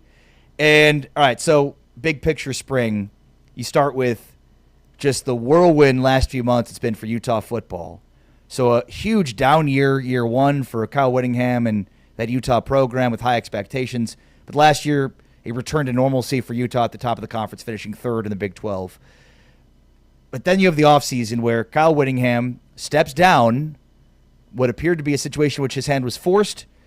He goes and takes the Michigan job, and with him takes a bunch of Utah players, including All-American defensive end John Henry Daly, who had 11.5 sacks last year, highly productive freshman wideout tight end J.J. Buchanan, who had 5 touchdowns last year, starting quarterback Smith Snowden, Tao Johnson, and defensive tackle Dallas Vakalahi. Also took offensive coordinator Jason Beck, who had come over with Devin Dampier from New Mexico to Utah. So Utah will have to be replacing 9 defensive starters or rotation players that played heavy snaps, including the entire starting defensive line. So there starts with major questions on defense, and I think that's where this conversation really starts because, you know, the Utah run defense, which was one of the best of the country last year, took a little bit of a step back in the final third of the season. Plus, without John Henry Daly, who led in terms of pass rushing for Utah last year, where is the pass rush going to come from? So Morgan Scalley, the longtime defensive coordinator and coach in waiting, takes over as head coach. Colton Swan steps in as the defensive coordinator. And there's a lot of new players on defense for Colton Swan. Now, Swan has been on staff since 2019. So, you know, familiarity and consistency and continuity is everything within Utah. You know, and so a new coach takes over, but he's been there forever. And now a new defensive coordinator takes over, but he's been there forever. In terms of what they bring back, their secondary is probably the most ripe with quality players in terms of returning players. Jackson Benny, Elijah Scooby Davis, Rabbit Evans, Nate Ritchie all returned. Now, Evans and Ritchie were both lost for the season last year with major injuries. Ritchie, 25 tackles, 3.5 tackles for loss before a season-ending injury. Rabbit Evans, the same in October, went down with a season-ending injury. So they both return, plus Benny and Scooby Davis return. So at least from a secondary standpoint, they do have to replace some corners, but their safeties are back. It's the defensive line and the corners that I'm most concerned with on the defensive end. All right, so let's go to the offensive line because they also have to return. They also lose everybody on the offensive line, including 2 guys that are going to be first-round picks. You know, in Spencer Fano, and Logan. So every starter's gone. All conference tackles, Spencer Fano and Caleb Lomu are both projected day 1, day 2 NFL draft picks of the worst. And then the rest of their starters were seniors. So Utah enters spring practice replacing the entire starting 5. And they bring in a new offensive line coach, Jordan Gross, who you may remember from his all-pro days of the Carolina Panthers. He's a Utah legend. So big-time hire to get the NFL legend, Jordan Gross, who's in the Carolina Panthers Ring of Honor, who is a Utah legend, coming back, you know, to coach the offensive line and to try to build on what was last year the number 1 offensive line or one of the top offensive lines in college football. It starts with a 5-star recruit. So their highest rated recruit, Utah's first ever 24/7 composite 5-star recruit, tackle Kelvin Obat. He's already bulked up to 300 pounds and figures to be competing immediately for a starting spot. So I think he's kind of the name you look at. They did bring in a ton of transfers. What's interesting is, like, in some position groups, Utah is rife with experience and talent, and other ones, it's rife with talent but not much experience. Quarterback is one of them. So, I mean, Devin Dampier, who you might have expected to transfer to Michigan with Jason Beck, with Kyle Whittingham, he stays at Utah, Bird Ficklin did too. So both Bird Ficklin, who stepped in and had a great season last year, especially running the football, along with Devin Dampier, are both back. And new OC is Kevin McGivern, who comes in from Utah State, where he had a team that averaged 409 yards a game and 31 points per game. So McGivern's scheme is very similar to Jason Beck, very motion-heavy, multiple formations, quarterback-friendly. Morgan Scalley wanted to hire an offensive coordinator that would have been similar to Jason Beck, and it feels like he's found one, but still, it's still a new offense. It's probably, new verbiage, lots of new that Devin Dampier is going to have to learn. So I think that, that cohesion, that relationship with those two is going to be hugely important. Let's hear a little bit from Morgan Scalley, because he was able to bring back Devin Dampier despite his OC from the last 2 years, Jason Beck, going with Cal Whittingham to Michigan. Here's what Morgan Scalley said about culture. Culture is what you believe, it's how you behave, and it's the experience that's delivered by that behavior. And if that experience isn't great, people won't buy in. They'll leave. We have that type of culture here at the University of Utah. And the guys that you bring into your program, you want to make sure that they are culture guys, that they're not energy leaks or energy vampires, that these are guys that are going to add to, not subtract from. And we've got to do a really good job of continuing to evaluate. That's, in my opinion, what happens with you get these recruiting staffs, and then you put all the pressure and the responsibility on them. We as coaches have to continue to evaluate. And I've never looked at a star ranking in my life. What was a kid's star ranking? What was this? And no disrespect there. Does the film speak to me? And can I see this kid? Can I develop him? Is there a skill set there? Yeah, love that from Morgan Scalley, and you'll hear more of similar sound bites on culture from Scalley in our interview coming up with him in about 10 minutes from now. So, I think that's a huge part of why he was able to keep Devin Dampier. Again, it looked like all the evidence was that Dampier was going to leave and bolt like many of the other Utah players, especially with his OC. Jason Beck, with Devin Dampier, transferred from New Mexico to Utah, and you'd think he'd follow suit, but instead he stayed, bought into what Morgan Scalley was selling, bought into the culture, and he's still at Utah. Kevin McGivern comes in and brings in a player with him, and that is his top wideout. And so one of the big issues for Utah within recent history has been they don't really have a legitimate number one wide receiver. Well, they may have that now, and Braden Pegan, who transfers to Utah from Utah State with McGivern. Last year, Pegan, who initially transferred from UCLA to Utah State, blew up. 60 catches, 926 yards, and 5 touchdowns. So he was a legit number one wideout for Utah State, and now he comes to Utah with a legit quarterback and an offense that he's familiar with. And when you look at Larry Simmons or Creed Whittemore, those guys are back, and it will improve their play to have a legitimate number one wideout, right? Because there's a domino effect with wide receivers. If you've got a legit one, then you could slide a legitimate number two and number three in, and those are complementary guys where the number one guy is going to take some attention from defensive coordinators. If Pegan can prove that, now all of a sudden Whittemore and Simmons and some of these other guys become that much more crucial in terms of their passing game. So Utah hasn't really had that. They've obviously been a ground and pound offense. I expect them to continue to be that. Wayshawn Parker's back at running back with Devin Dampier and his running abilities. I still think they're going to lean heavily on the ground game, but this is more of a legit wideout one than we've seen Utah have. And let's actually hear clip 8 now from Morgan Scalley, not 7. Let's hear 8 on the importance of culture when it comes to recruiting and the type of players he's trying to recruit. Culture is what you believe, it's how you behave, and it's the experience that's delivered by that behavior. Oh, sorry. 9. I meant 9. My bad. That's my fault. And well, I would say relationships always matter. I've recruited Houston my entire career. And so those are the phone calls and the text messages that were really special. Were the high school coaches from Houston, and they're excited for you. That saw me as a pup, when there was only Garmin and you were trying to find your ways throughout the streets of Houston on maps and stuff like that. So they've seen me grow up and now become the head coach. And, even in this day and age of portal and the recruiting window's been sped up, I think you get a lot of coaches fixated on, we got to be able to position recruit. And so they don't establish their area. and relationships. And the high school coaches miss that. They want to know that guys are going to come to their schools and see their players. And so half the phone calls I get are, hey, my guy's not happy at such and such, and I want to have him come play for you. And because they know me. They know that my logo's never changed. And there's a level of consistency, a continuity there. So relationships will always matter, and they want to know that you're a good person and that you're a man of your word. And so I think that's one of the biggest things in recruiting is you have to do a great job of hitting the schools. You can't shortcut, and make sure those coaches know who you are.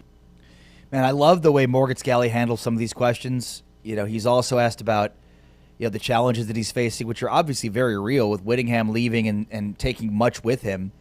But yet it feels like he's confident in his process, and like he answers those questions with a confidence level that I would imagine gives Utah fans confidence. Here it is. I would say young men understanding their value. Your value isn't necessarily attached to a dollar figure. You have to be very clear about what you want. What are the young men that we want coming into our program? And if it's those men that the dollar figure is always number one, is that what we want? Versus the guys that are about the team, and that's so difficult nowadays.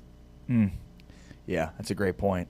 And I think it says a lot to him about the types of players that stayed. All right, as we roll along here on our Utah Spring Caravan stop, last piece is, so offensive line and defensive line are entirely new, essentially. Lance Holtzclaw and Cash Dillon each logged around 350 snaps in 25 and figure to be starting edge rushers this year. But also Utah picked up Ethan Day out of the transfer portal, a North Texas transfer. And then PJ Taki, a late flip from BYU, who's got an amazing name.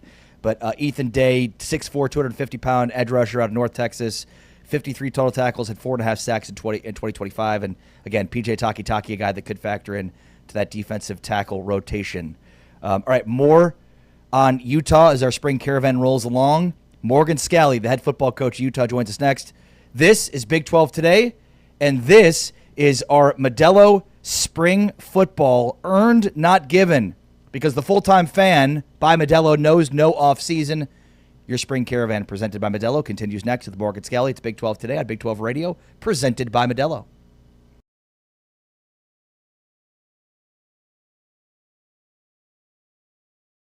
Jalea Davis fouled out of that game. Strangely enough, Meister was the only one without a foul in that game that played. She got the first one here tonight. Inside to Jalea Davis and a quick bucket from the block.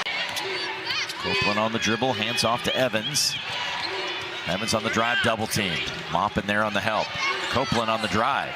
Dishes to Davis. Nice. Tough shot in the lane and the finish. Forcing you to make a bad decision.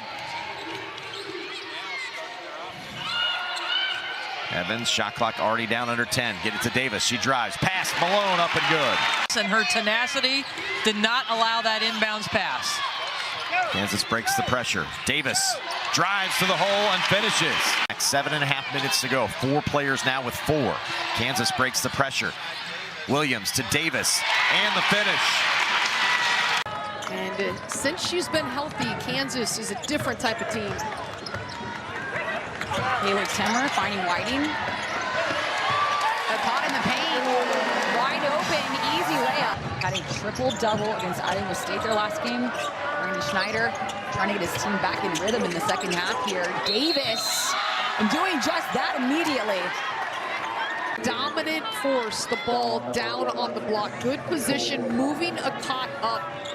Last 4 in right now with a 45 net, and Kansas at 49. Kansas here with 10 minutes to play has a lot of work to do to get this win. Davis finds her way around the defender and up to 23 points and a chance to add on with a 3-point opportunity. 2 defenders in her.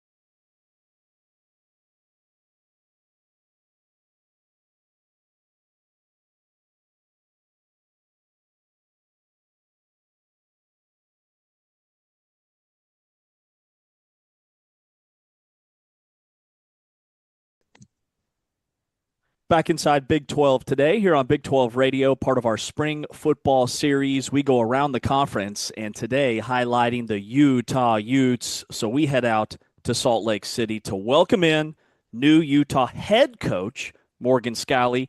Coach, welcome to the program. I appreciate it. Thanks for having me. Football Man, is coming around the corner, isn't it? It's here. It's here, Coach, and we're so excited to have you as a head coach operating this program. And, man, you've been there a long time. So give our audience a taste of who is Morgan Scalley. Oh, man. That's a big one. I would say I am a lot of fun. I'm competitive as they get. I'm Utah through and through. Been coaching at this place since 2006. So played from 01 to 04. My logo has never changed. It will never change, hopefully, until they kick me out of here. But absolutely love this place and what it has to offer young men. You know, obviously being the head coach and waiting, this day was coming, but it feels like the circumstances surrounding it were a little bit different than maybe you had anticipated. Yeah, no question. But you know what? It is what it is. I have so much respect and love for Kyle Whittingham, and I know he's going to do amazing things at Michigan. And am excited and grateful that University of Utah had faith in me to take over the reins. Excited for this new staff. For the players that we got in the transfer portal. It's been an unbelievable offseason, but definitely very hectic when it all started out. And, when you're being told your first game is going to be the bowl game in Las Vegas, make sure you keep your guys out of trouble. So that was interesting. Well, just to dominate the bowl game in the way that you guys did, I think is a great starting point. You've got your quarterback back. You guys had probably a little bit busier offseason than you had anticipated in terms of roster turnover and having to hit the portal. So what are you most excited about as you look at your team? Oh, I'm excited about both quarterbacks. You got Bird Ficklin also, who did an amazing job, and Jason was great with how he utilized their skill sets, and both of them have continued to develop during the offseason. Offensive line, defensive line, that's where we really ended up needing to make our money with the development of those guys during the offseason. First of all, getting them in the transfer portal, getting the guys developed that we already had in the program, but also adding, from the high school ranks, from the transfer portal. So Greg Argist has done an unbelievable job in the weight room, and our coaching staff. I don't know that I could have gotten a better offensive line coach to replace Jim Harding than Jordan Gross, a guy that's played at the highest level, that is in the Ring of Honor for the Carolina Panthers. He's an unbelievable teacher, a good man. And so this is going to be a big spring to see who ends up stepping up in those starting roles, both on the offensive line and defensive line. Added Enoke Brechterfield, who is no stranger to elite performance in college football, particularly the defensive line. Coached Aaron Donald, has been all over the place in college football, and really, brings a ton in terms of experience and teaching at the defensive line position as well. Sticking on Jordan and the O-line, you're going to lose two guys that are going to be about to be first-round picks. Not easy to replace, NFL first-round picks. So, what do you anticipate seeing out of the competition this spring along the offensive line, and kind of, again, with Jordan Gross, who's, as you said, in the Ring of Honor and one of the great, offensive linemen we've seen in the NFL within the last couple of decades. How is he going to help with that? Well, I'm really excited. If you looked at the bowl game, we had both those guys didn't play in the bowl game, and we were still able to be efficient and very efficient, and do some very good things on the offensive line. Zero Williams stepped up on the outside. You had Keith Olson, and you had one of our starters, other starters as a senior, went down. So essentially by the second quarter, you were seeing what we were going to have this season. in terms of the offensive line. I thought all of them did an amazing job. You add Cedric Jefferson from the portal, who was with Montana State as they won a championship. You add Kelvin Obot, a 5-star recruit, I think the highest rated recruit ever at the University of Utah. And he's every bit of what he's advertised to be.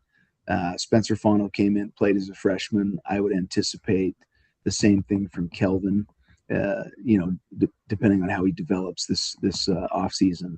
But that's our job. That's jobs of coaches. It's to recruit, develop, and manage. And you have to adapt or die in this business of transfer portal and change and the turnover that you see with rosters.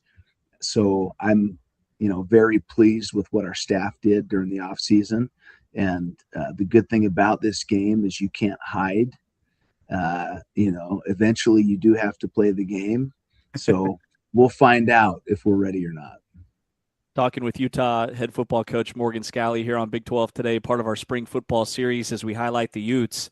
You hired Kevin McKiven as your offensive coordinator from Utah State, bring over a really prolific receiver in Braden Pagan, who was a big vertical threat guy for them, almost 1,000 yards. So in what ways could the offense be even more explosive this year? Well, I do think that we have a better receiving core than we've ever had here at the University of Utah. Not only Braden Pagan, but Kyrie Scholes from San Jose State. You look at what Larry Simmons did last year on the back half of the season and the plays that he made. I think a name that people don't, haven't heard as much, but I'm expecting big things from is Ricky Johnson. He's a transfer from Mississippi State. You got Creed Whitmore that stepped up last year at the slot receiver position. So all these tools and Dadron Zipper was a guy that was a big-time receiver for us, didn't play all of last year because of injury. You add some of the receiving tight ends, Will Money, Noah Benny, Kenai Lopes, and then, with what we're able to do with some of our, what we call our Rhino tight ends, it's a fun package when you look at all the different things that you can do with your skill players, but also with these bigger players. And not, much is going to be what looks different from what you saw last year with Jason's offense. Kevin is unbelievable at what he does, has been successful wherever he's been, has played with 21 personnel sets, 10 personnel sets. He's all about taking your best athletes and really getting them the ball, finding ways to it's about the players, not the plays. And that's what I love about what I'm seeing from Kevin. I'm so curious because, in the lead up to you taking over, we heard so much about how you were similar and had been similar to Kyle. What makes you different? Oh man, I think there's a lot about what makes me different. And I loved, listening to Vrabel, Mike Vrabel with the Patriots. I think you can have different personalities. You need to have different personalities, but as long as you have the same mentality, that's what you're looking for. Both Kyle and I want to win, and we're competitive, and whatever it takes to get there. Now, where we're very similar is physicality is something that you cannot win a championship if you're not physical. Yeah. And so you have to practice physical. Otherwise you won't get there. But you also have to be smart and get to the party healthy as well. Where, I don't know that I've thought about how am I different than Kyle as opposed to what's my thought on how to win. Yeah. And you have to be physical. You have to be innovative. You can't think that you have all the answers. What worked one season may not work, but to me, I think people get caught up in scheme at the expense of behavior. I could have an A+ scheme, C- behavior, have guys that can't tackle, can't wrap up, can't plant and drive, can't play with inside hands, the behaviors that it takes to win. I could have C- behavior, A+ scheme, but my results will reflect C-, because the scheme doesn't matter if you can't execute. So to me, it's defining for your players, what does it take? What does it take to be elite at each position technically? And then we got to be great teachers and hold those guys accountable to it. Man, Coach, when you start talking about offensive personnel and rhino packages, you sound like an offensive coordinator. I thought you were a defensive guy. I listen, being a defensive guy for as long as I've been, what gives you fits. So what's been fun for me is being in the offensive staff room, letting them know, hey, you should try this, or this would give me a headache, or, and so kind of bouncing ideas off of Kevin. And in the process, my defensive coordinator, Colton Swan, is completely livid with me. Why are you telling him all this? But I've always believed in collaborating and picking an offensive coordinator's mind and what gives you fits. How are you going to protect this? When you see this look, what is your answer? So again, it's been a lot of fun to be able to sit in an offensive room and bounce ideas off of them and give them feedback as well. Last one, Coach. Want to just get your thoughts on your defense, because when you were the DC, like every year, it didn't matter who Utah lost or who they had coming back. You just knew that Utah was going to be one of the best defenses in the country. So what does this version of Utah's defense look like? It's same schematically. Colton's going to have his different things that he likes to do, but ultimately we have the same philosophy. So not much is going to change schematically. And again, it's all about the players. Good players make good coaches. So as long as we do a great job recruit and develop, Colton Swan is as good of a teacher as I've ever seen. Sharif Shaw at the corner spot. We had little turnover on the defensive staff.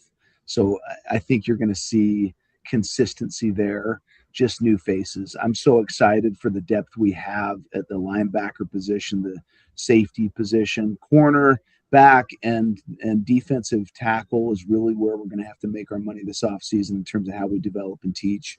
Defensive end position, Lance Holtzclaw, Cash Dillon, Ethan Day that we brought in from the portal, a freshman, PJ Taki, who's making huge strides.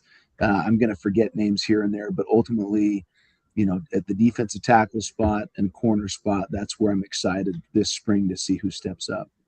Well, man, we are super pumped that we finally got to meet you, and just so excited about all your success. And now you're the head coach at Utah, and welcome to that role. And thanks again for your time.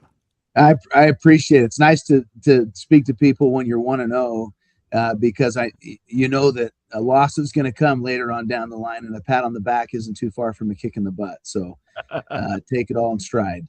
You're undefeated, and we'll keep pushing that narrative. Thanks, Coach. Appreciate you guys. Thanks so much. That is Utah head coach Morgan Scalley here on Big 12 Today on Big 12 Radio, part of our spring football series as we highlight the Utah Utes today. You're listening to us exclusively on TuneIn and watching us on Big 12 Studios.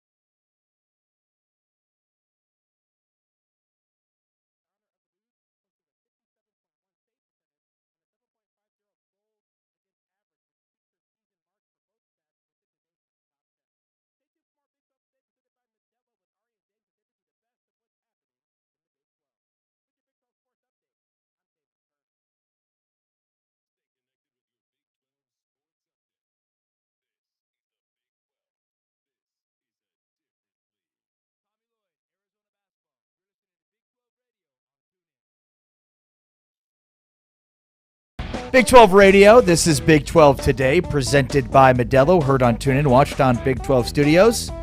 We are so pleased to be joined right now by Evan Miya, evanmiya.com, one of the best.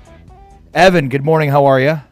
Glad to be here, guys. It is March. I'm so pumped. We've got several of the best weeks of sports ahead of us, so I'm excited to get into it. Yeah, me too, and just keep killing it, man. You're doing such great work, you know that, but adding the podcast this year, I've really enjoyed listening. I'm sure it's been fun to shoot and film it. So just want to let our audience know they've got to check out the Evan Miya podcast. You got great guests, great insight, great knowledge. It's a lot of fun. Oh, I really appreciate that. And yeah, it's been a lot of fun. This has been something I've wanted to do for years. And so getting to have more of a regular forum to talk about college basketball and all this stuff has been really cool. Yeah, like everything you do, it's just done first class, as good as you could possibly do it. So well done, my friend. Okay, I just want to start with I want to pick your brain a little bit. Like, what's top of mind for you right now?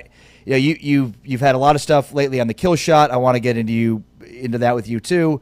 Underseeded teams. So I just want to get out in front of, like, what's the next big thing you're dissecting when it comes to your analytics?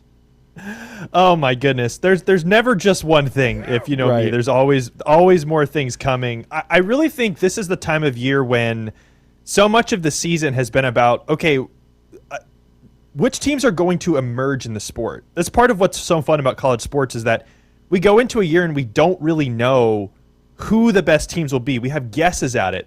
Now we're at a point in the calendar, it's early March, we kind of know who those teams are. And right now, if you look at the team ratings on my site, which are predicting team strength going forward, there's really 4 teams that have separated themselves from the rest of the pack. It's Michigan, Duke, Arizona, and Florida. And right now, I don't really see that likely changing by the time we get to Selection Sunday. And so I think one of those 4 teams is, I would take those 4 over the field at this point to win the national title. So to me, I'm almost more interested now in starting to look at who are the teams that are going to be more in the 4 to 8 seed range, who could make a Sweet 16 or be a dark horse to make an Elite 8 or a Final Four, or who are the teams who can be potentially upset picks to be a Cinderella in the tournament, win a game or two, and be stronger than their seed line. So my attention is starting to shift a little bit more that direction, if that makes sense. Yeah, no, it makes tons of sense. Okay, so have you identified some of those teams? Yeah, so I think if we're looking kind of in that middle seed range, some of the teams that I'm monitoring right now is potentially being a lot stronger than what we would typically seed for their seed line based on what their resume is. And oftentimes these are teams that basically the predictive metrics like a lot more than what they've actually done on their resume. So some of those teams, again, we don't know exactly which seed lines will end up, but some of those teams I'm eyeing will be, first of all, Florida is there's a chance they don't get a 1 seed, and if they're not a 1 seed, they would be one of the strongest 2 seeds that we've ever seen. But if we go further down the list, teams like Gonzaga, Kansas, depending on if they're full strength or not, has the ability to be way better than their seed. I'm looking at teams like, going down further down the list, like Ohio State. If Ohio State makes the tournament, they have been very rocky this season. They have a really, really good team, and I think they have struggled to find the consistency that they've wanted this year.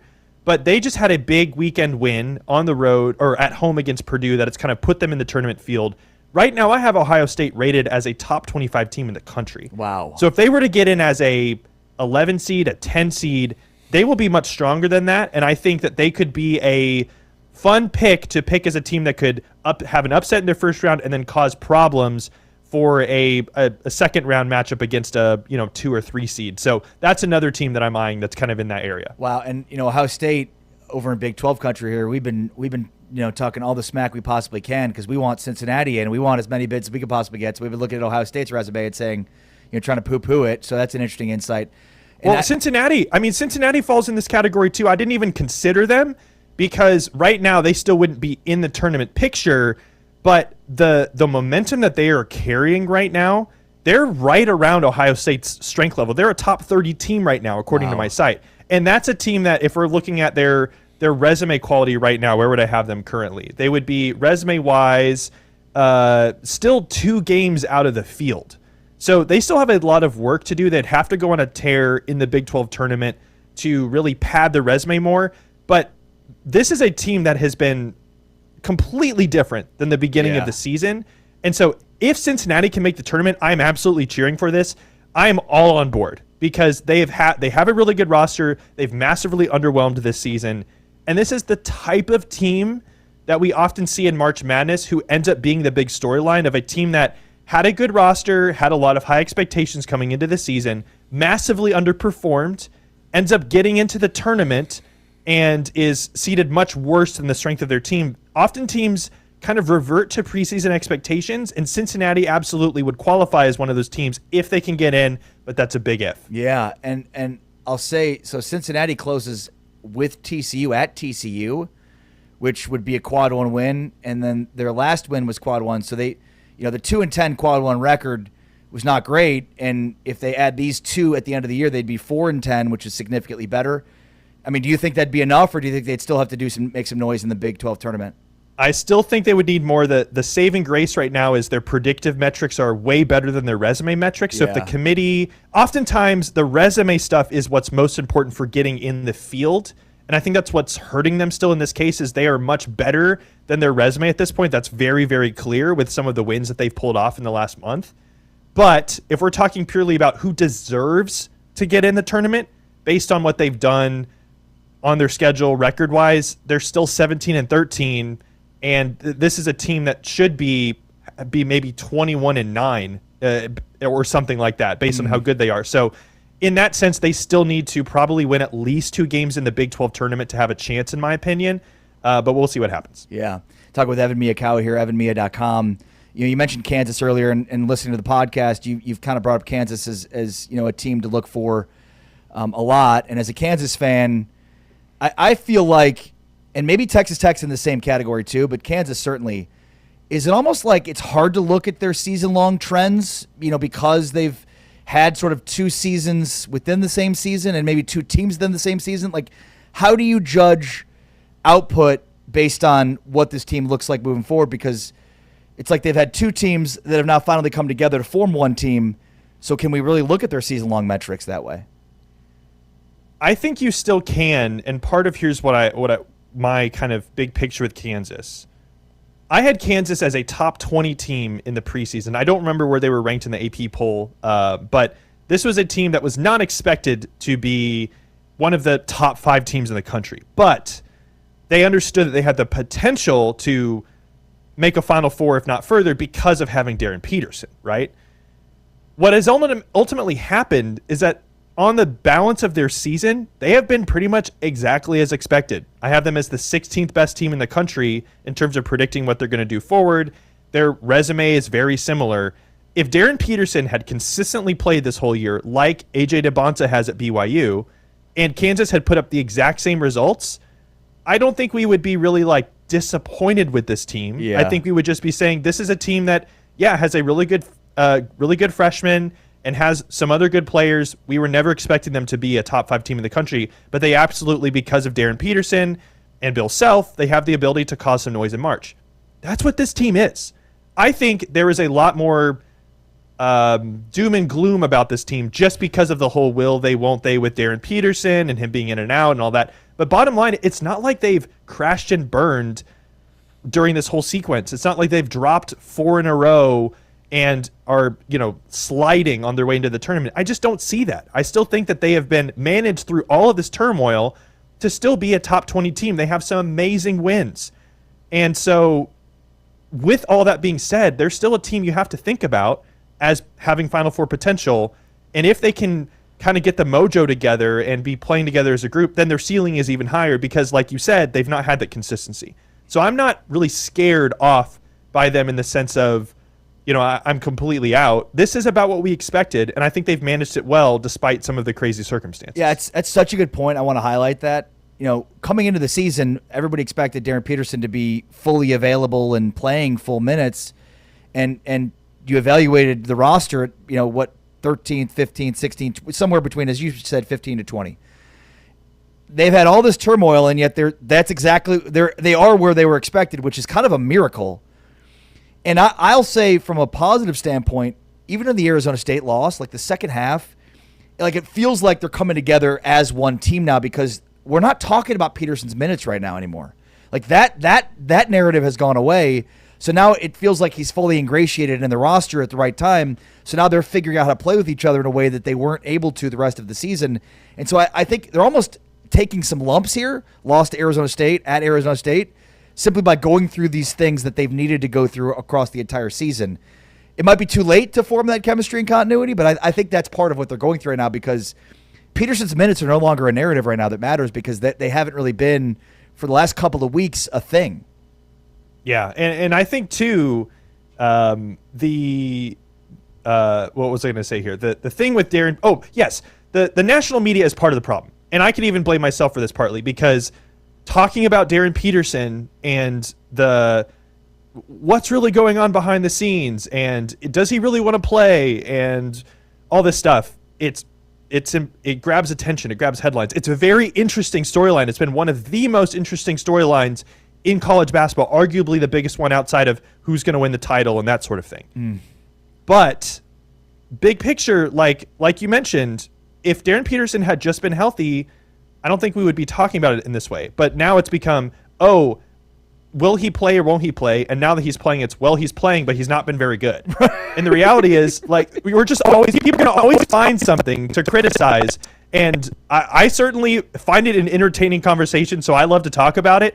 But it's not actually affecting Kansas in as big ways as people make it out to be. Yeah. And so that's part of why I still have confidence. Not a ton of confidence, but certainly I've not lost confidence in this team to make a Sweet 16, if not go further in the tournament. Yeah, it's a great commentary on just the media, national media at large, and you could sort of probably project the same storyline out for, or pattern out for every storyline there is out there. I mean, it's you just can't, nobody's going to be happy regardless. And I'll say as a Kansas fan and an observer, like, I've been much happier now that you can consistently count his minutes, and you're not wondering if he's on the bench at the end of games. Like, he's playing, and it's on a narrative, and to me, this is part of the stretch that they had to go through. All right, let's talk about Arizona.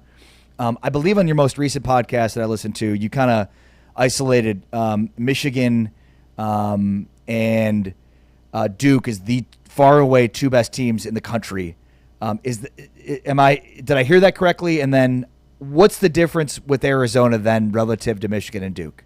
I wouldn't say far away, but I would say there's certainly a clear level of separation. And basically what I mean by that is, I mentioned this at the top, Michigan, Duke, Arizona, Florida, those four, if you kind of graph out how good they are compared to the rest of the field, there's a massive drop from Florida at 4 to Houston, UConn, Illinois, that sort of group there that's next.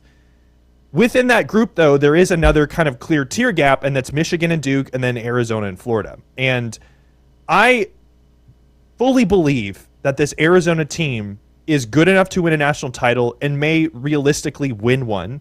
I feel like where Arizona is right now is sort of similar to where we saw Florida coming into the into March Madness last season, where coming into the tournament, Duke was one of the greatest teams, most talented teams we've ever seen. Auburn had one of the greatest seasons that we've ever experienced in the best conference that the SEC had ever had. And then you had Houston, who ended up making a title game. And then you had Florida as the last 4 seed, but was riding a lot of momentum, and everyone who watched this team saw how talented they were. Florida came into that tournament as the 3rd or 4th most likely team to win the whole thing, but still with very good chances. And that's how I see Arizona this year. If you put this Arizona group in a different year, there's a very good chance they are far and away the best team in the country, and everyone kind of agrees on that. The reality is we have Arizona, we have Michigan, we have Duke. They have all been juggernauts this year. And just the way that I do my predictive team analytics and all the factors that look into it, right now, if I were putting Arizona versus Duke on a neutral court, Duke would be favored by a couple points. But that doesn't mean that Duke is way better than Arizona. It just means that they're just a little bit more likely. There's a bit of a tier gap there. But I still really think this Arizona group is as good about as any team in the country. They're certainly the most consistent of all of those teams in that top 4. Of their performances are never waver from game to game. They're super upset proof. They hardly have any holes. So in that sense, there is. I put Michigan and Duke as my top 2 teams as most likely to cut down the nets, but Arizona still certainly could do that. Would not be surprised in the slightest. All right, last thing would be on Texas Tech, and they 3-0 to start without JT Toppin, and I thought, it's not a bad loss losing to TCU. Now, it is at home, but TCU is surging right now and playing really good basketball, so I didn't look at that loss as bad. But how do you evaluate, Texas Tech? I know that immediately after the Toppin injury, you kind of slid them down, as most people would reasonably. How have they played relative to your expectations, and is this sustainable in the tournament? Obviously, the TCU loss is a slip-up, but when you take body of work, what they've done since Toppin's injury, I've been incredibly impressed. And what you're referring to is, on my site, I have injury-adjusted team ratings that when JT Toppin got hurt from the year, I'm not just assuming Texas Tech is still going to be just as good without him as with him. That would be insane, because JT Toppin is one of the best players in the country. He was arguably the best player on this team, and in addition, this team does not have the depth that a lot of these other title-contending teams do. So the players who are going to have to step up in his absence there's a big skill drop there. It just is. So with that being said, Texas Tech dropped from being a top 15 team to about 40th in terms of how good they were supposed to be going forward when Toppin got hurt. They have blown that out of the water. I mean, the wins that they have, the TCU loss notwithstanding, have shown that this team is probably not as good without Toppin, but a lot closer to it than we thought. So now they're up to 22nd in the country, and that's kind of where I see them as. I think this team is good enough to make a Sweet 16. They're a very volatile team, and I think we've seen that most of the season. They have the ability to knock off anyone in the country on a good night. They have the ability to put up some clunkers, and that's a weakness that they have that a lot of these other teams that are more in the top 10 don't have. But I think Christian Anderson has been a star all year, and now that the mantle is fully on him, he's showcasing that he can handle that he can lead this team, that he's one of the best point guards in the country, a borderline All-American at this point. So I love watching this team play. Do I have confidence in them to make a Final Four? Probably not, but I wouldn't be surprised if they did that, because this team has an ability to play and battle through adversity and overcome and get results that they should not be achieving based on the circumstances that they're put in with injuries and foul trouble and some of these different key wins that they've had this season. It's been super impressive. So I really, really want this team to succeed. I think Grant McCaslin is awesome. And so I think that they're going to cause some noise in March for sure. Great stuff, as always, from Evan Miya, evanmiya.com, Evan Miyakawa. So much fun to visit with you. We appreciate your time. We know, obviously, this time of year you're crazy busy, so thanks for taking some time to join us on the show today. Appreciate you very much. Yeah, glad to be here. Thank you. Evan Miyakawa, Dr. Evan Miyakawa, one of the best when it comes to analyzing the sport of basketball. Go check out his podcast, the Evan Miyakawa Podcast. It's great stuff, great insight, phenomenal guests, and just really interesting way to look at basketball, right? Like, we can definitely get bogged down with analytics and numbers, and I think the kill shots one we talked a ton about, which is 10-point runs or 10-point not allowing 10-point runs. Arizona has been phenomenal at not allowing 10-point runs. Iowa State, meanwhile, for an elite team, has been surprisingly, in an elite defense, has been surprisingly on the rough end of a lot of 10-0 runs that you just wouldn't expect. So that's one of Evan's statistics, and they're just fun to look at and get a different sense of the sport. I think one of the things about college basketball that's so interesting is, and you get these this time of year, which is no Final Four team ever, or within the last 20 years, no national championship has done this or been here. So, like, people are constantly looking for tells based on statistics in years past that give you a sense of how to pick your bracket. Like, at the end of the day, that's what that's about. And so it's such a unique sport in that it has those like very specific guidelines that we're trying to follow in order to find national champions, because it's such a sport that's conducive to filling up brackets. And so, like, you just have all of these. And so analytics plays such a key role in the sport, more so than other sports, because I think it helps people decipher who they want to pick for their Final Four national championship. And it's great because it's such an inexact science, as all sciences are, but certainly in math sciences. Such an inexact science insofar as, there's always exceptions to the rule. And,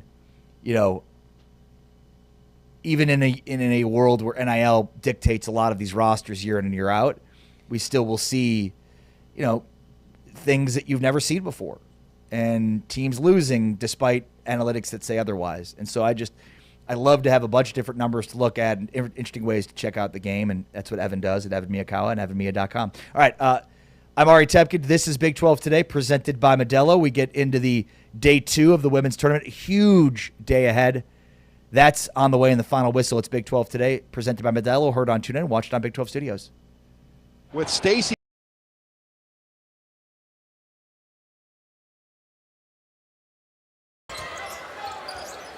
Here's the freshman Petty. Pulls up. Gets his own miss. Atwell for three. Got it! One of the best shooters, if not the best shooter in the Big 12. You leave him open, it's going through the nets. Nothing but net at that. Watts showing good patience. Now Atwell. Doesn't take him long. 15 on the shot clock. Out of the double team for one more. Atwell. This game's been called a lot tighter in the second half than it was in the first half. Atwell left alone. He won this twice in a row. Ken Palm. But there's no way that a top 10 defense should be losing a guy like Atwell and letting him shoot wide open, uncontested three. And boy, there has been a lid on the rim for both teams. Here comes Anderson, one of the elite players in the country. Atwell, finally, Texas Tech. A little bit every so often in traffic, but watch him from the three-point stripe. Deadly. Mosley underneath. A Quinta kick. This is Atwell showing the three-point stroke. It was Petty. Look at this pass. Tough catch. Petty runs out of real estate, somehow saves it. This is Atwell from 8. Splash! Texas Tech. It's been a big part of this double-digit first-half lead. Somebody's got to help right now. Look, beautiful pass to the corner. They get it to Atwell, and he connects from deep.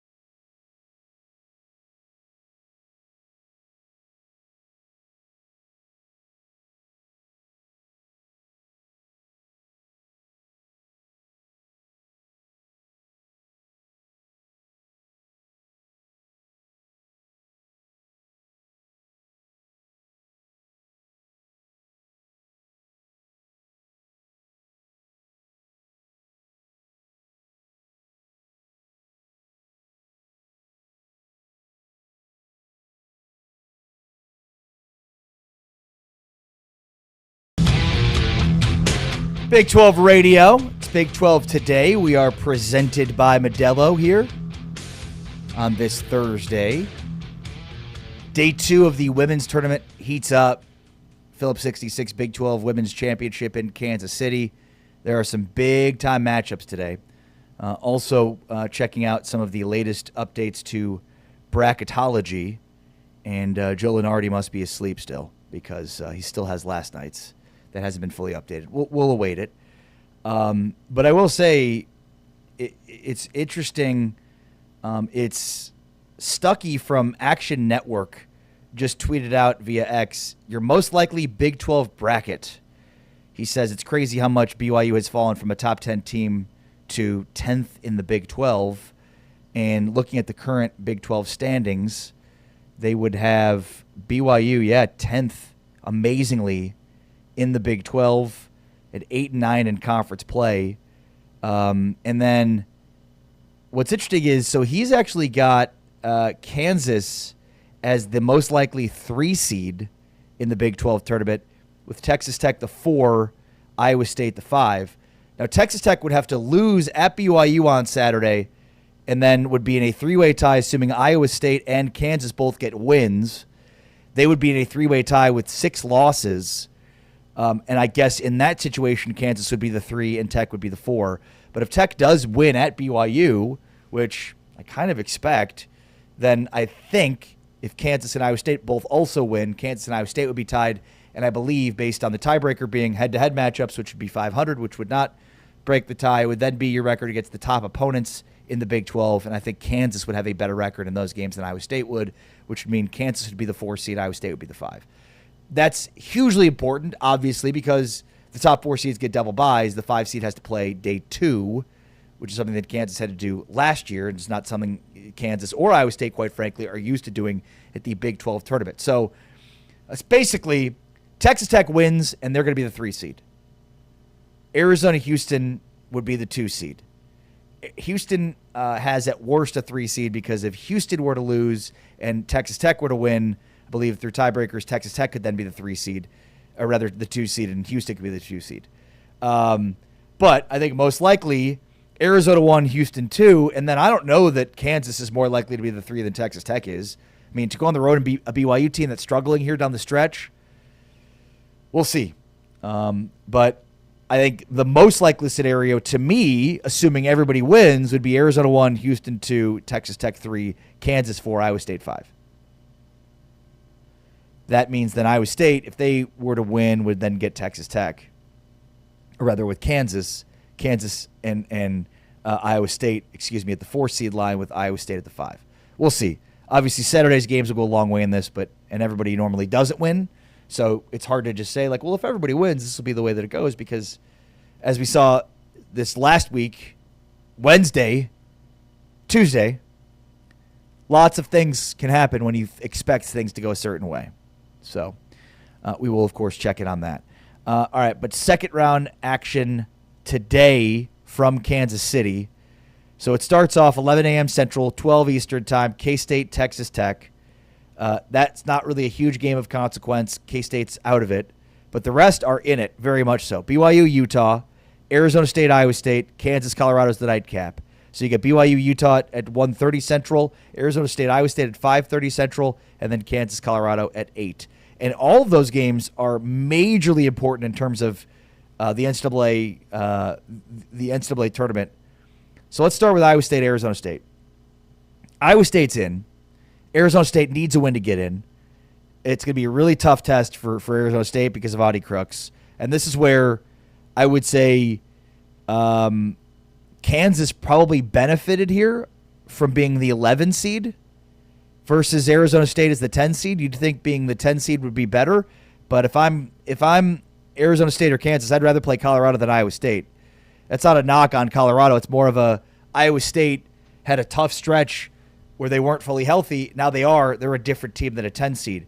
You know, Audie Crooks has scored in double figures in 96 consecutive games. That is an insane number. It's the longest active streak in the NCAA. And averages 25.6 points per game on 64.3% shooting. So that's number one in the Big 12 in both points per game and shooting percentage. And in each of the 3 matchups between Iowa State and Arizona State, since Arizona State joined the Big 12, Iowa State has scored at least 90 points. Arizona State has yet to beat Iowa State, and they've yet to stop Iowa State's offense. So a really tough test for Molly Miller's crew. Arizona State, I guess, could still get in, even with a loss, but not sure that they would be able to. Utah, BYU. BYU needs a win to get in as the 9 seed. BYU is going for a 3-game season sweep of Utah, winning 77-65 in Provo and 86-74 at Salt Lake. What Lee Cummert has done in year 1 for BYU is extremely impressive. You know, they have really done a 180 from the last couple of years, so they've been highly disappointing. And it's been an impressive first season for him. He has won as many Big 12 games, 10, as each of the previous 2 seasons combined. So BYU has been hugely disappointing the last 2 seasons.